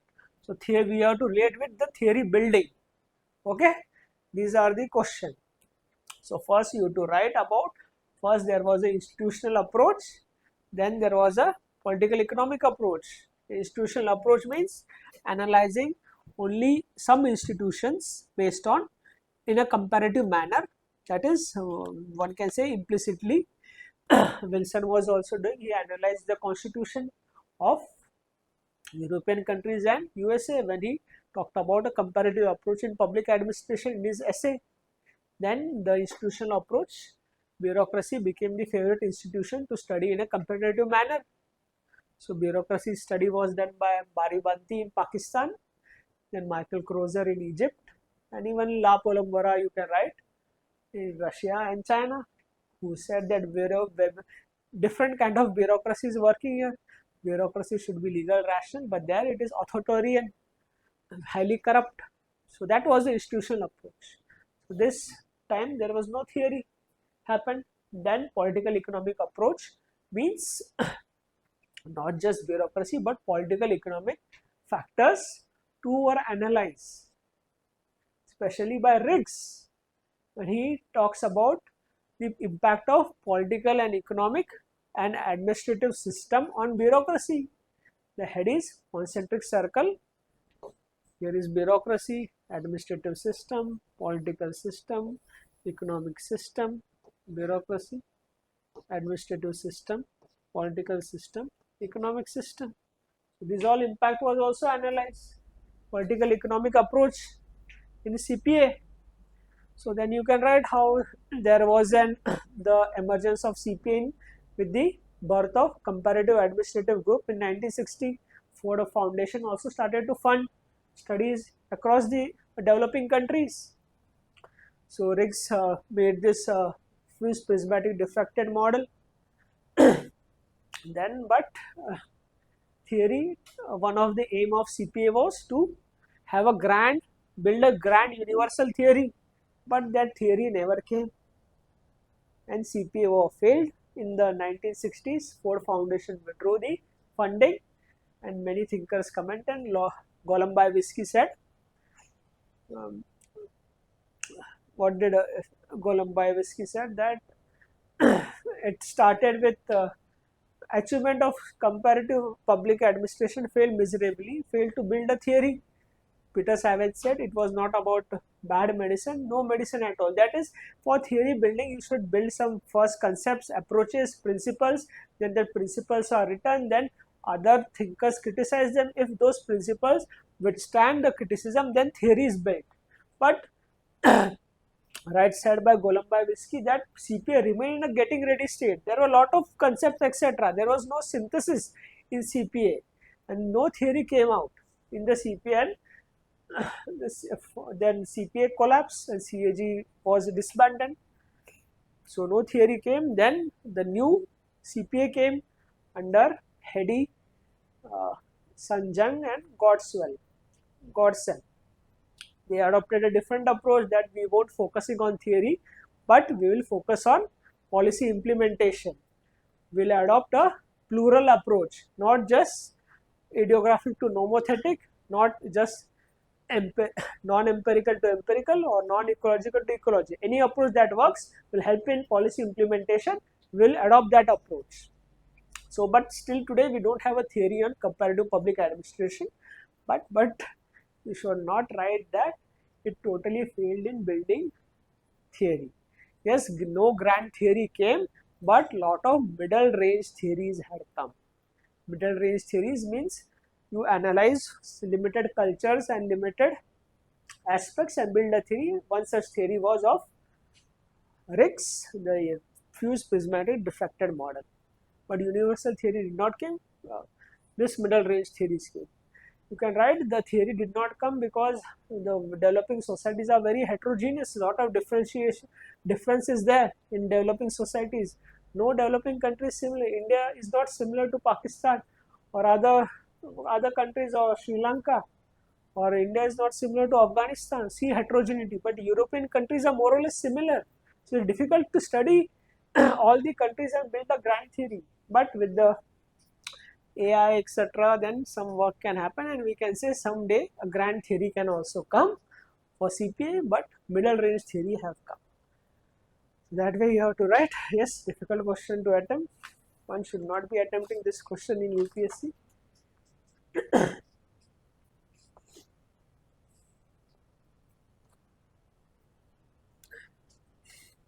Let's take question 6b.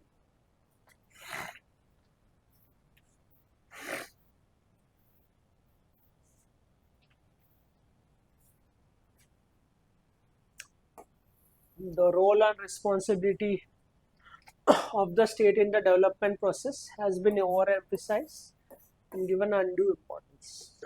Yes, simple question to write. But problem in attempting this question is question 6c. It talks about affirmative action in global context.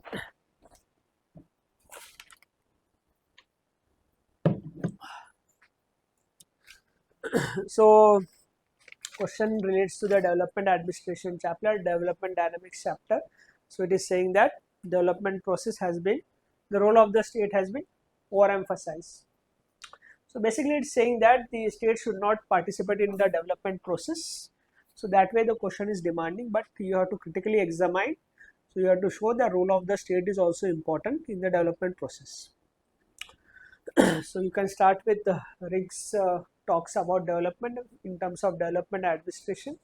That development administration is about developing the administration, making more administration efficient, and at the same time administrative development, that is bureaucracy will administer development. So the role of the state was paramount there in the welfare era. State was carrying out all the development through development administration. Even the modernization theory, when it came, it talks about creating institutions in the government for development. So community development program in 1957 was one such initiative to role of the state in development, but role of the state in development resulting in corruption etc. And even community development program in India failed. So the role of the state was overemphasized. Now then, after the failure of the state, nature of the state changed. It LPG market etc. Then role of private sector in development. But then you should write the other side from here. The role of private sector, you write efficiency etc. It bring about development. Write some development things with private sector brought in. You can say technology revolution in India, the role of private sector in development. But from here you write the private sector resulted in corruption, etc. You can relate with MPM also, the failure of MPM, how the UN calls it, the this kind of development result in a ruthless, voiceless, and futureless and jobless development. And there was a call to bring the state backing in the development process. Thinkers like Amartya Sen, etc., talks about the role of the state in development. Or you can write Robert Chambers. Robert Chambers says the welfare model was a aeroplane model, and then market model, helicopter model. We need idea of reversal, putting people in front of development, and then there is a role of the state. but you can write that development is very contextual.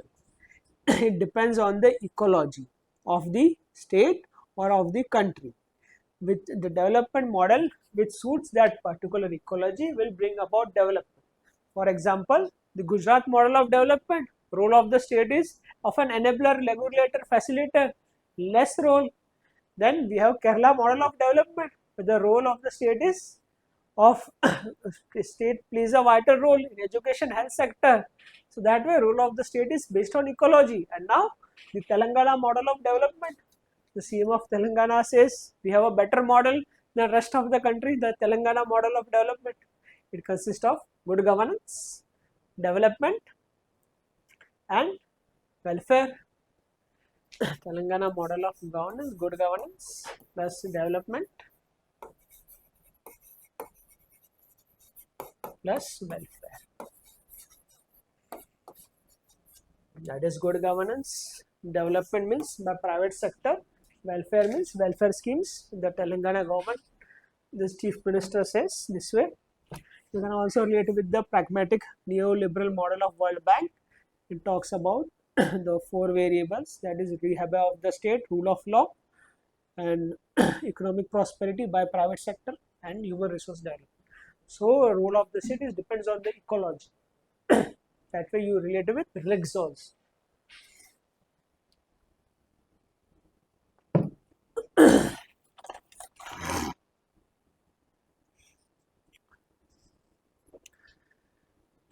See question 6C, a very difficult question to write. Question 6 is entirely difficult. First is talks about postmodernism, then 6C talks about affirmative action as a cornerstone of recruitment to public service, and you have to discuss in global context, not just Indian examples you should be giving. So good that UPSC is making such questions. You don't have confusion in selecting the question. You know this is difficult, you won't be writing. Otherwise, previously what UPSC is doing, all questions were easy and the confusion used to come which question to attempt. You have to attempt 3 questions from the choice questions.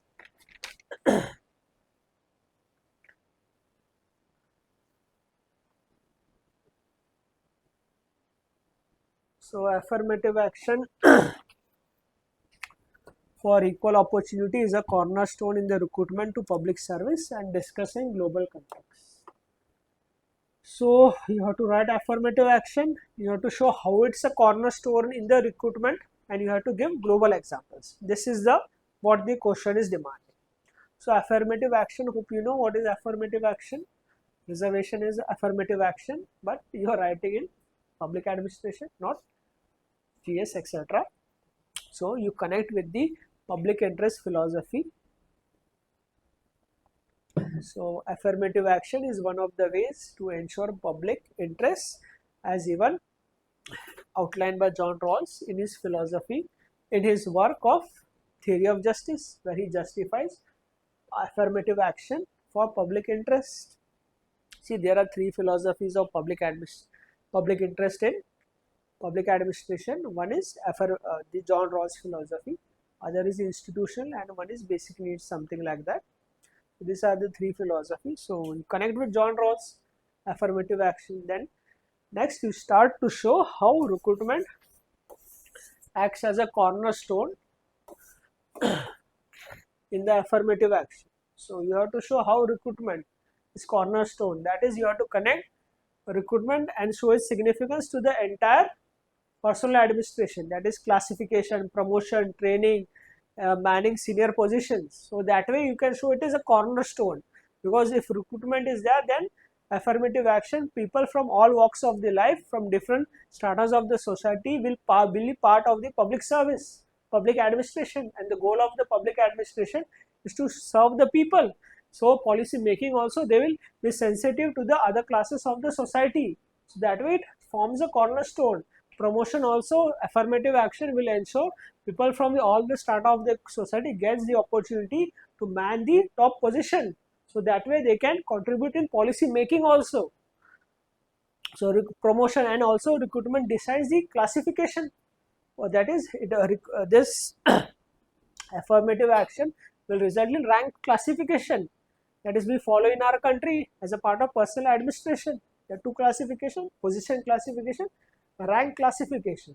So that way it forms a cornerstone of public service. Then global examples, Indian, you write first India. Then other examples, Malaysia, there is Bhumiputra policy. Malaysia.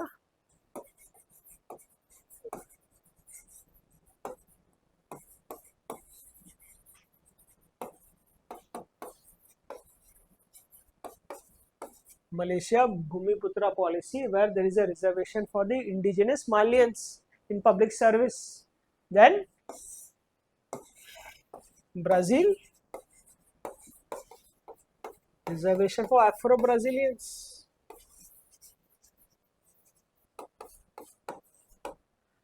In South Africa, the Equity Act, of post-apartheid area, gives reservation for the black people. Also there in Europe, there is gender quotas, females have reservation. So that way you write in global context as well. But in the end, right, but affirmative action violates the Taylorian principle of right person at the right place. And with affirmative action, position classification of the recruitment may not be possible. So country which has position classification, if it adopts affirmative action, then how the personnel will be fit in the entire administration. Position classification is what? Specialist manning the positions, and we have generalist here. So in US there is position classification, may not fit. US doesn't have affirmative action also. So that way you have to write, difficult question to write.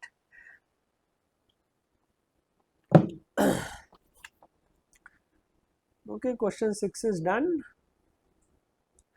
Question 7a.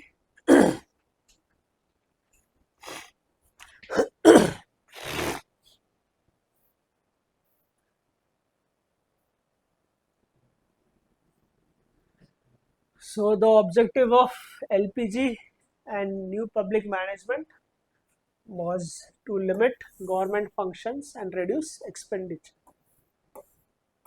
However, both functions and expenditures have increased, account for the paradox. So generally in section A only they used to ask about the first 4 chapters. Now they have started to ask in section B also. Year 2 they have asked NPM. So basically the question is saying that these all reforms came to reduce public expenditure, cut back management, reduce the role of the state, welfare state. The role of the state was ballooning. It becomes very expensive. NPM features are what? Reducing cost, focusing on output, rolling back of the state as a regulator and a facilitator, state just as a rowing the boat and not stirring. So this was the role of the state. So in a way the aim was to reduce public expenditure, but both has increased. India used to spend pre-91, pre-LPG 33,000 crores on welfare schemes.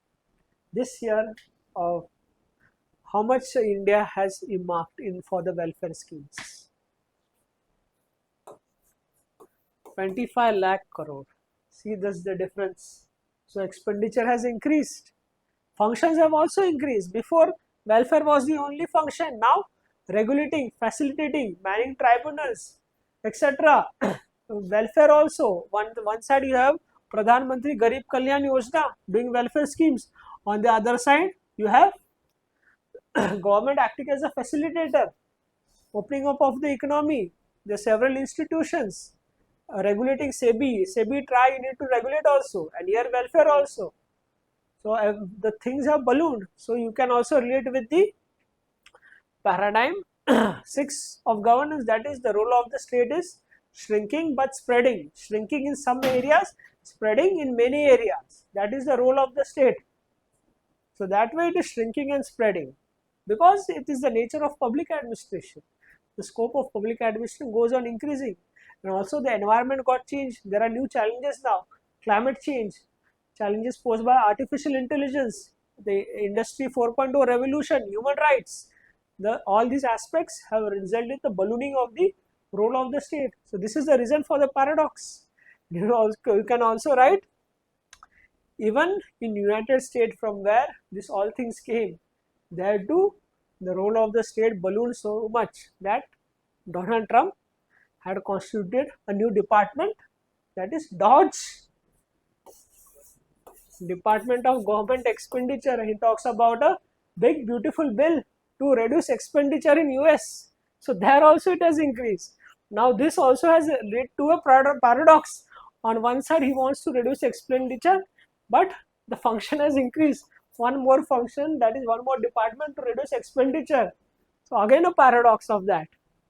And here too, this running a department will further have some expenses, and whether DOGE will reduce public expenditure because there is also welfare, Medicare, Obamacare, etc.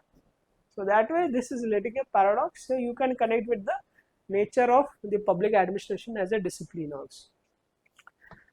So this is the paradox.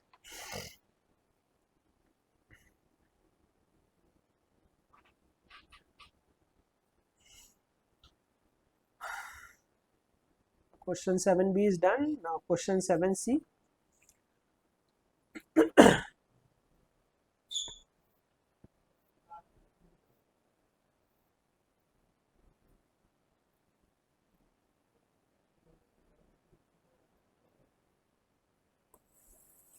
Can competency mapping linked to the career development incentivize civil servants for effective service delivery?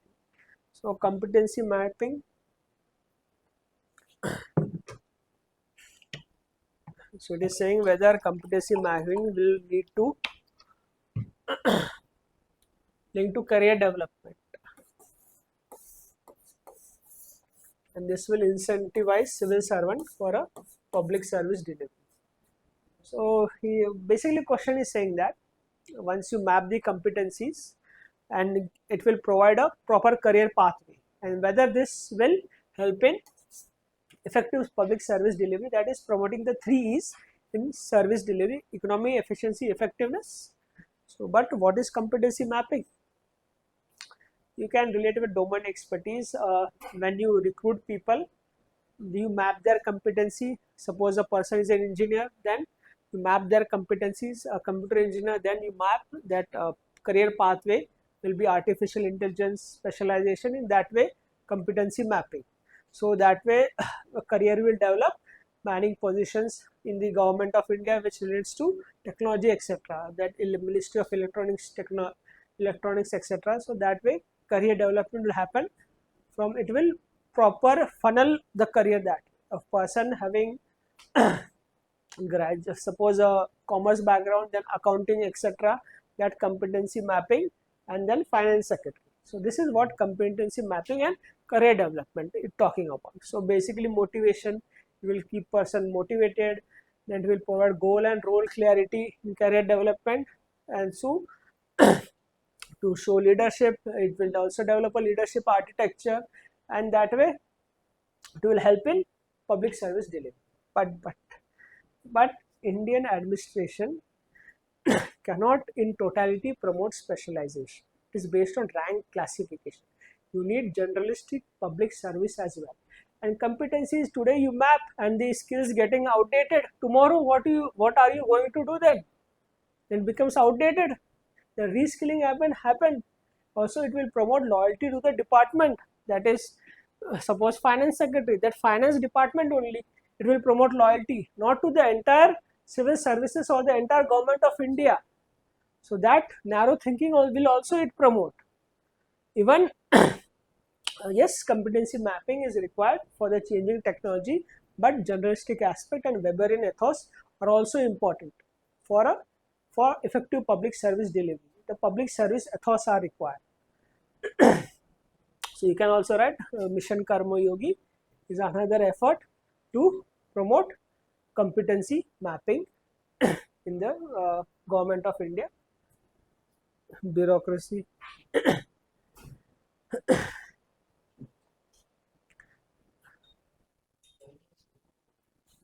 So that way you have to write competency mapping. So that way incentivize, other side also you have to write.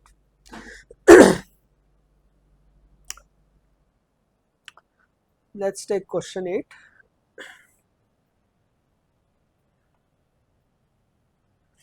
We'll take question 8b first. It is conceptual a bit.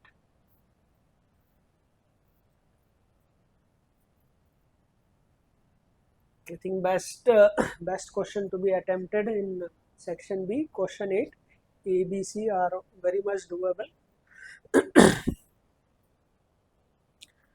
So question 8, so which public policy thinker it is talking about? Evaluate the role of and scope of tacit knowledge and personal experience as an important source of knowledge in policy making process.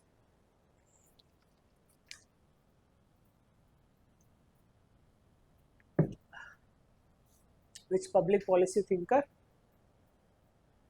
It has also asked before, UPSC had directly asked before some years back, now they have asked implicitly.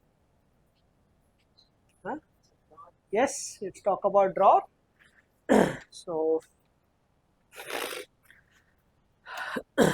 you can first start with the policy making of rational school of policy making, where it says that policy making should be made on rational factors, fact-based, element values, but then show how rational policy making results does not result in what it intend to provide.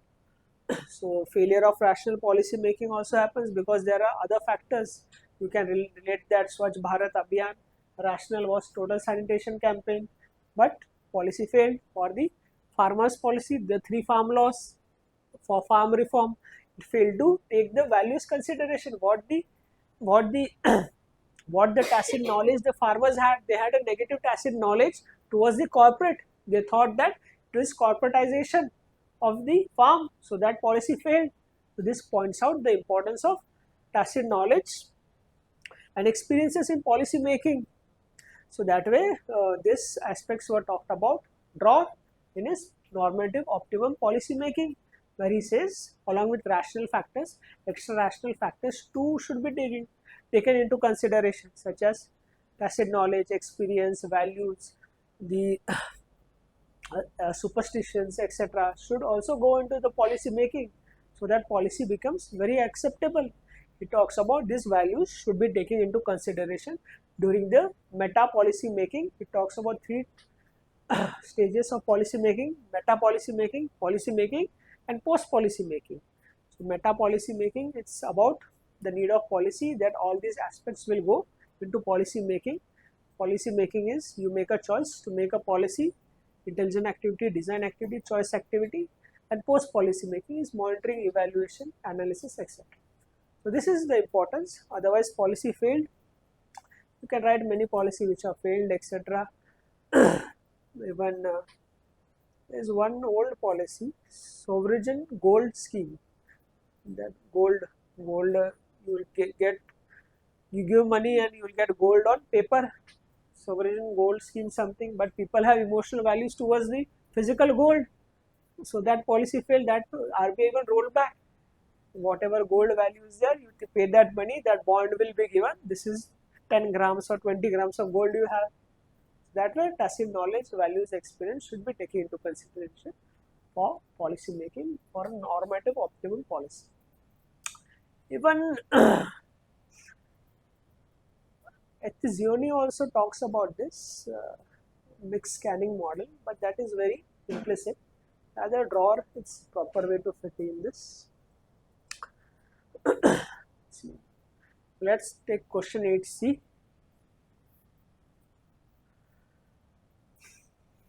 So, yes, simple question.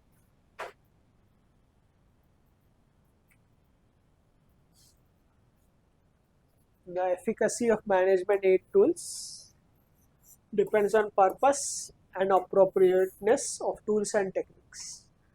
So, you have to basically show how the efficacy and effectiveness of a management aid tools is depending upon the context from where it's been used. So, you can start management aid tools seeks to bring the 3 E's in the administration. Even Taylor used some tools such as stopwatch to bring efficiency in the administration. But the utility of management aid tools depends upon the context where they are used and what is the purpose.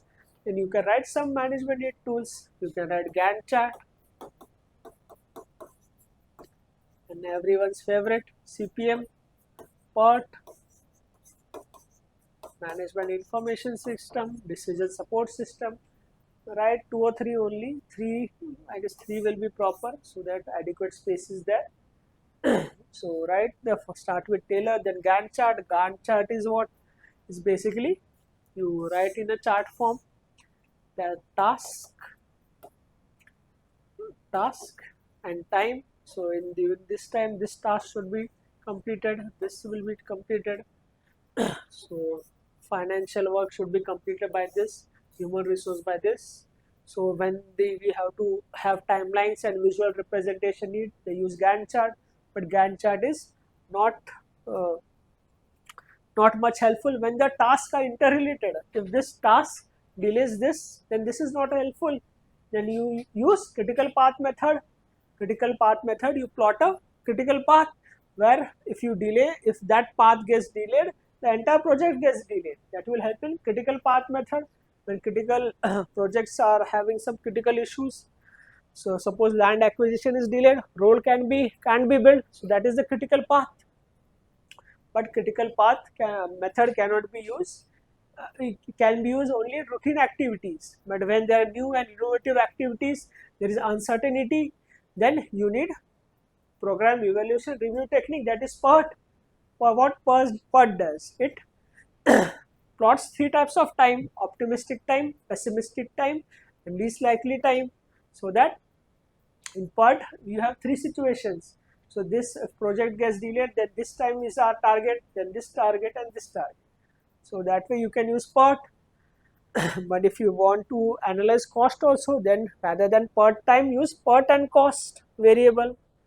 Then if you want to analyze huge data, etc., then this may not be helpful. Then management information system. Suppose GST data you need to analyze, then you have to have management information system. But if there is internet connectivity issue, data gathering, fake data, then MIS won't be helpful. So this way you have to write, it depends on the context, which management aid tools will promote efficiency and help that way. A simple question, traditional question, but challenge is this: exploring all these tools and techniques and showing their contextual relevance.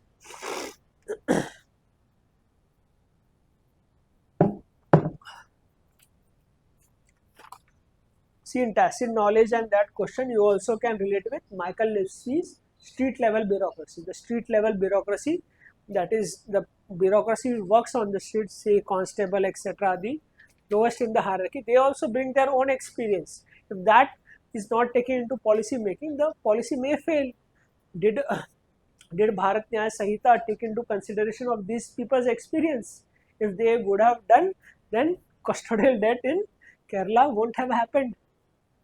Tamil Nadu and Amit Shahji before this custodial death made a statement that BNS reform will ensure that everyone gets justice. And one side we have modern values of constitution and still continuation of the British legacy at the down. So street level experience also need to be taken. How to change their attitude. So that's why the role of tacit knowledge and experience is also important in public administration. Let's take question 8A.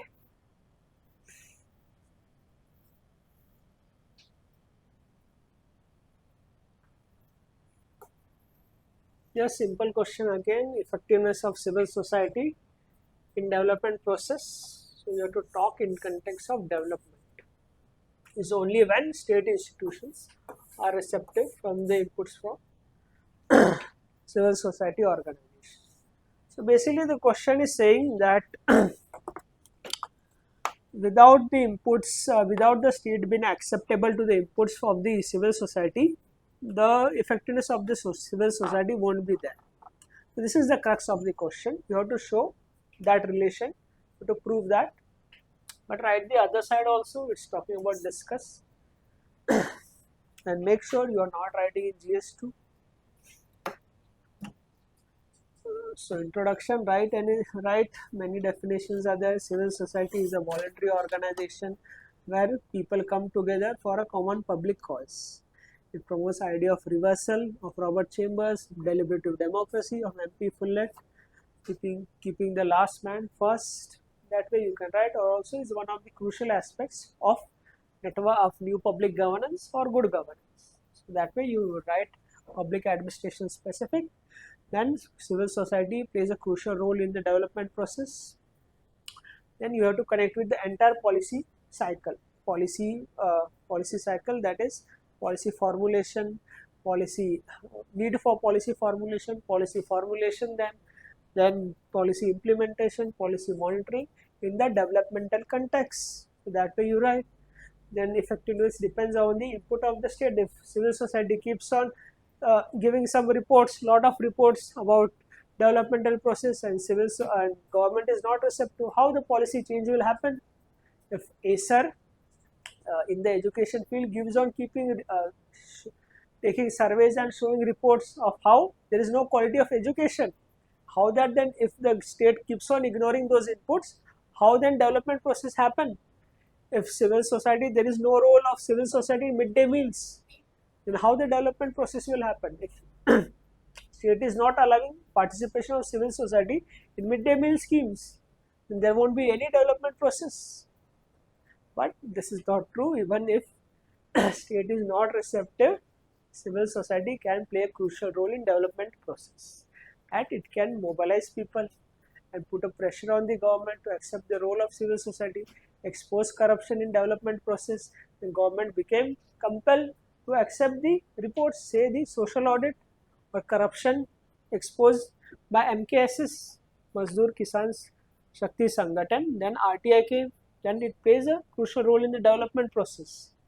If civil society's role is not accepted by the government, it will be sooner or later would be accepting that. First, the farmers' protests happened, government was not receptive. Then this big movement happened by the civil society. Then the laws were taken back in the development process. So that way you have to write the other side also. Simple question to write, not much challenging. The question 8 is done. Question 7. All three are done. Question 6. Okay, now the compulsory questions.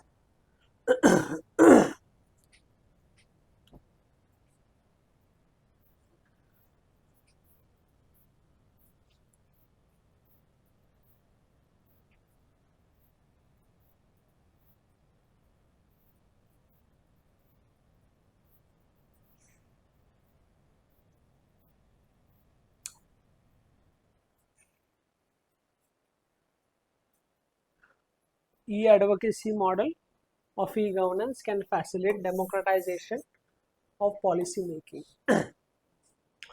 So for this to write, you should know what is e-advocacy model. E-advocacy model is basically that using of electronic models, electronic platforms, social media, etc., to advocate a policy change. That is e-advocacy model. Even Niti Aayog highlights this e-advocacy model. That is lobbying etc. are done through e-platforms, be it Twitter, Instagram, or other social media platforms. Even government has its own model, that is mygov.in. There you can give your suggestions for a policy change. So that is basically e-advocacy model. So how it is saying it will lead to a democratization in policy making. See how policy was made before. It was either made through your public representative, that MP, MLA, etc. They will take your suggestion to the minister, and the minister etc. will frame a policy. Now social media has led to democratization. Anyone can comment etc. on the Twitter handles or Instagram accounts. We need this policy has changed. So social media has democratized. Everyone has mobile in their hand, social media accounts. So that way they participate in the policy making process. So this led to democratization. Even last value will say it is promoting policy science in policy making. This is democratization of policy making. But right, the other side also, that this also may lead to elite capture, elitism in public policy. Has the poor has this so much of knowledge, wherewithal or access to be participation in the policy making? Are they even aware something like this happens? Other side, some fake accounts may be created and give an impression of changing in the policy from other countries, or government itself may create some accounts to show that this is the need of policy or policy change. Like even recently, Nitin Gadkari, minister, said that there was a campaign is constantly being run against ethanol blending to bring about policy change. So that way, this is the other side, the fake accounts, trolling etc. for policy change. The positive side, people were unhappy with high GST. They were constantly writing on social media high GST on essentials, air condition etc. And government took into consideration and reduced the GST under GST 2.0. So this way you can relate with Indian administration, thinkers etc. Okay. Neoliberal policies.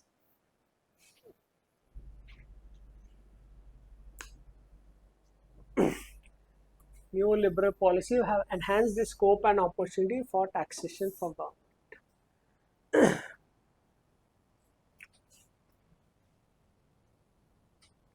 Neoliberal policies are those LPG, new economic reforms in 1991 in India, then influenced by MPM etc. that you write, and how it enhanced the scope of taxation.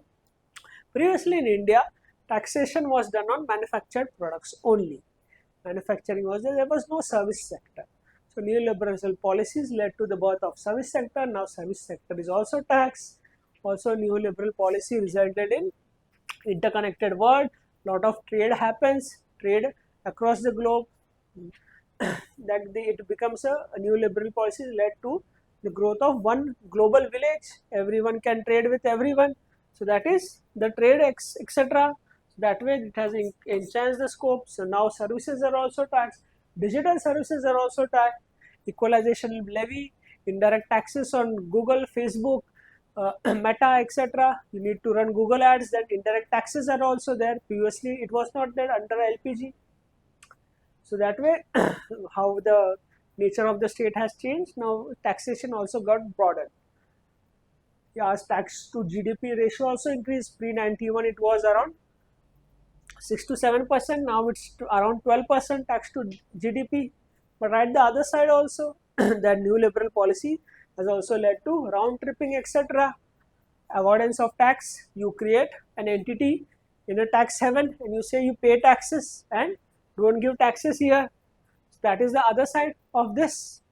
New liberal policy has reduced the jurisdiction also of taxation, and also it has also resulted in a growth of indirect taxes which directly affect the poor as well. Rich is paying the same 28% GST or 18% GST on education services. Poor is also paying 18% GST on education services. So growth of indirect taxation leads to then inequality etc. So that aspect you write, and in the end connect with financial administration. to to ensure there is no tax evasion, etc. The financial administration should be efficient, etc. And then you can relate with the monetary policy and fiscal policy as well. They both should complement and supplement each other, not work in isolation. Before the present governor, the finance minister was very critical of the monetary policy in India, that monetary policy doesn't consider growth. So new governor came, now the monetary policy sync with the financial fiscal policy. So that way you write. Question 5C, policy, again policy analysis.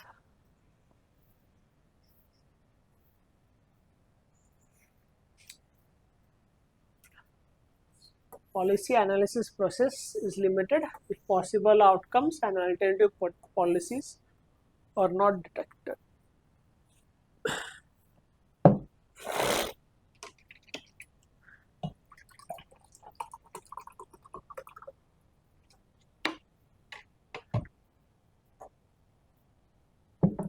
See, talks about policy analysis. You first should know what is policy analysis. It is saying policy analysis will have a limited impact if outcomes and alternative policies are neglected. So basically it's talking about this 8A question only. It is saying civil society inputs are not taken, it becomes ineffective. It's saying policy analysis is not taken into consideration, then policy analysis ineffective. Now what is policy analysis?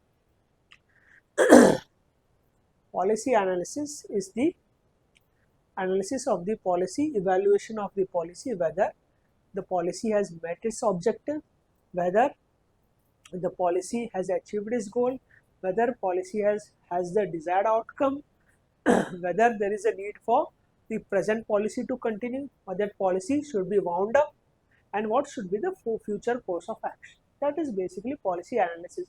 It is basically the evaluation of the policy. It can happen after the policy is implemented, or it can happen when there is no policy, that is there is a need for a policy. That is policy analysis. Now policy analysis done by the government also does policy analysis. Niti Aayog, the think tank of the government, keeps on analyzing policies and giving recommendations to the government. Government also does policy analysis through their bureaucracy, and also civil society, private sector, etc. does private policy analysis. The ESSER report, the midday meal skill report, etc. The policy analysis keeps on happening. But if those reports and our alternative policies are recommended, they are not taken into consideration, that is they don't find the way in the policy cycle, policy making, then what's the point of policy analysis?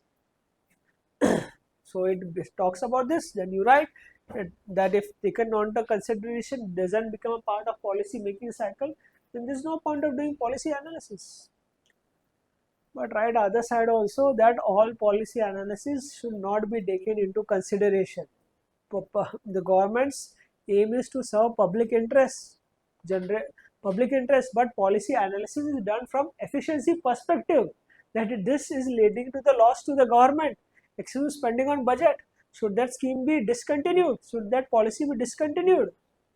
Then because government has a public service motive, and if policy analysis is done from vested interest, that is to show that this policy is not proper, so that some other policy may benefit other sector. So that way is also there, vested interest is there. If there is allied policy making, policy analysis, then that way policy analysis may even not fit the government objective of serving public interest. So that way both sides you have to write, then open up all the dimensions. Okay, 5D, simple question to write, but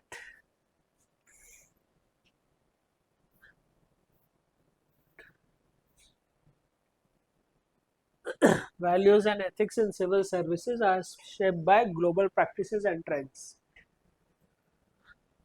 Simple question, right? But you are not writing in ethics paper, so write public administration. And this is Many people will make a mistake that writing this as if it's in GS4, but this is public administration, not GS4.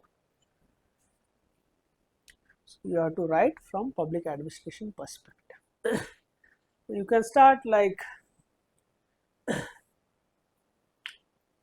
since public administration is a is has become a global discipline, the values and ethics are shaped by global practices. Weberian bureaucracy started in Germany, but the values of Weberian bureaucracy, loyalty, commitment, and spirit of service have influenced the entire globe. Even in India, the bureaucracy is based on the Weberian values. So that way, values are influenced globally. The 3 E's outlined by NPM have influenced the entire bureaucracy. Even in India, bureaucracy is focused on 3 E's: economy, efficiency, and effectiveness. The market values have also shaped the Indian bureaucracy.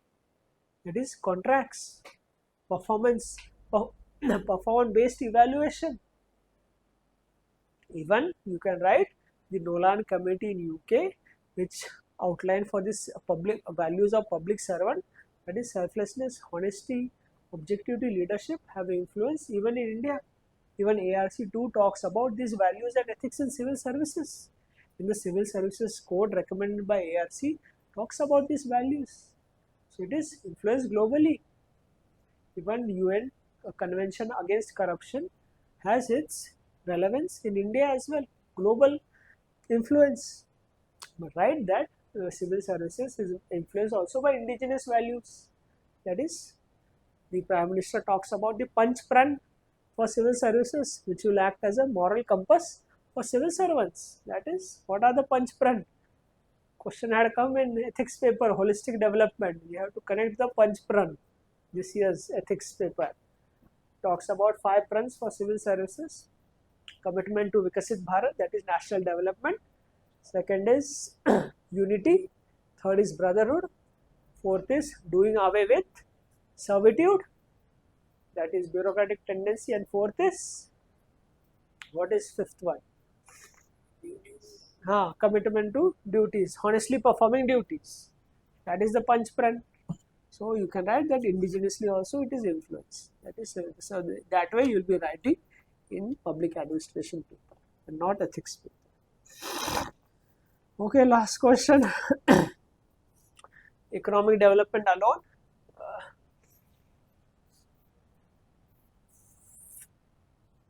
Simple question to write. Is not sufficient component for women development and empowerment discuss. But write in public administration, not in GS3. So development is a multifaceted paradigm. It incorporates economic, social, political, and other things you write. and focusing only economic development does not bring about is not the sufficient component for women development. Write some that you can write how even the developed states in the country, say in the northern belt, the women are not that socially and psychologically developed when we compare with the poor states. Even in the richer countries, say the Middle Eastern countries, the women position, despite having economic development, are not socially that powerful. Social development because of patriarchal, etc. You write mindset. So even the gender perspective in public administration talk to the gender perspective in public administration. It talked about existence of glass ceiling, the Hobson choice. You have to be a man in the organization to have social mobility, because even the classical thinkers ignored the woman aspects. They were talking about power, authority. When Mary Parker Follett came, she talks about the social psychological aspects. That is coactive power, team, even coactive power, integration, not dominance of to ensure to solve conflict. So that for organization development, only economic development is not possible without that. Then you connect with women self-help group. that economic development can also ensure other sides of other development. You economically empower women through self-help group, then it will lead to socially psychological development. They participate in politics, etc. How it has been successful in South India, women self-help group, economic empowerment, other development. But that is dependent on the ecology of the particular administration and particular state. So the key here is to linked with gender perspectives in public administration, to give an Mary Parker Fuller to give a connotation of public administration to the answer. Okay then, hope this session was helpful. See, in public administration, the UPSC has changed this trend. Paper have become different. You can clearly see if you compare 2024 paper or 2023 paper, this is a different paper. And whenever there is a change of trend, the trend will continue for 2 to 3 years. So you too should be able to adapt to this changing trend, that is cover public administration holistically. See, we discussed earlier how the Karl Marx question was there. If you don't cover Karl Marx, you may miss out on the other two questions which are very simple. But that way UPSC sets a trap. If you cover Karl Marx, then you can easily answer those first two questions because they are very easy, and that question in totality is very scoring. See how much you can link and with paper 2 and delegate legislation. Every year they keeps on asking. So content must not be a problem for question 4A. Question 4B talks about transformation leadership. There too, lot of examples are there. Problem was question 4C of bureaucracy. That is Karl Marx. If you cover that, then you can easily attempt that and you get high marks in that question as compared to other questions. So cover it holistically. Lot of things have come before and you should cover them so that you don't get trapped. See, if question A paper is difficult, doesn't mean that UPSC won't give marks. It has happened many times in the history of UPSC. When question paper is difficult, people get very high marks. See 2024 paper 1 was very simple. Still people did not score good marks in paper 1. Last year they scored high marks in paper 2. Hardly people were above 110, 120, very few people. People got in paper 2, but paper 1, despite being simple, people did not score well. So a different marking pattern UPSC adopts. So the key here is in public administration, understanding the question, where it's come from, linking with thinkers, etc., linking with paper 2, current affairs, and vice versa in paper 2. So that is it. Many interlinkages were there in this paper. Hopefully it was helpful. I was able to meet your expectations with respect to discussion. Soon we'll keep paper 2 as well. You will get the intimation from our side. Okay then, happy learning.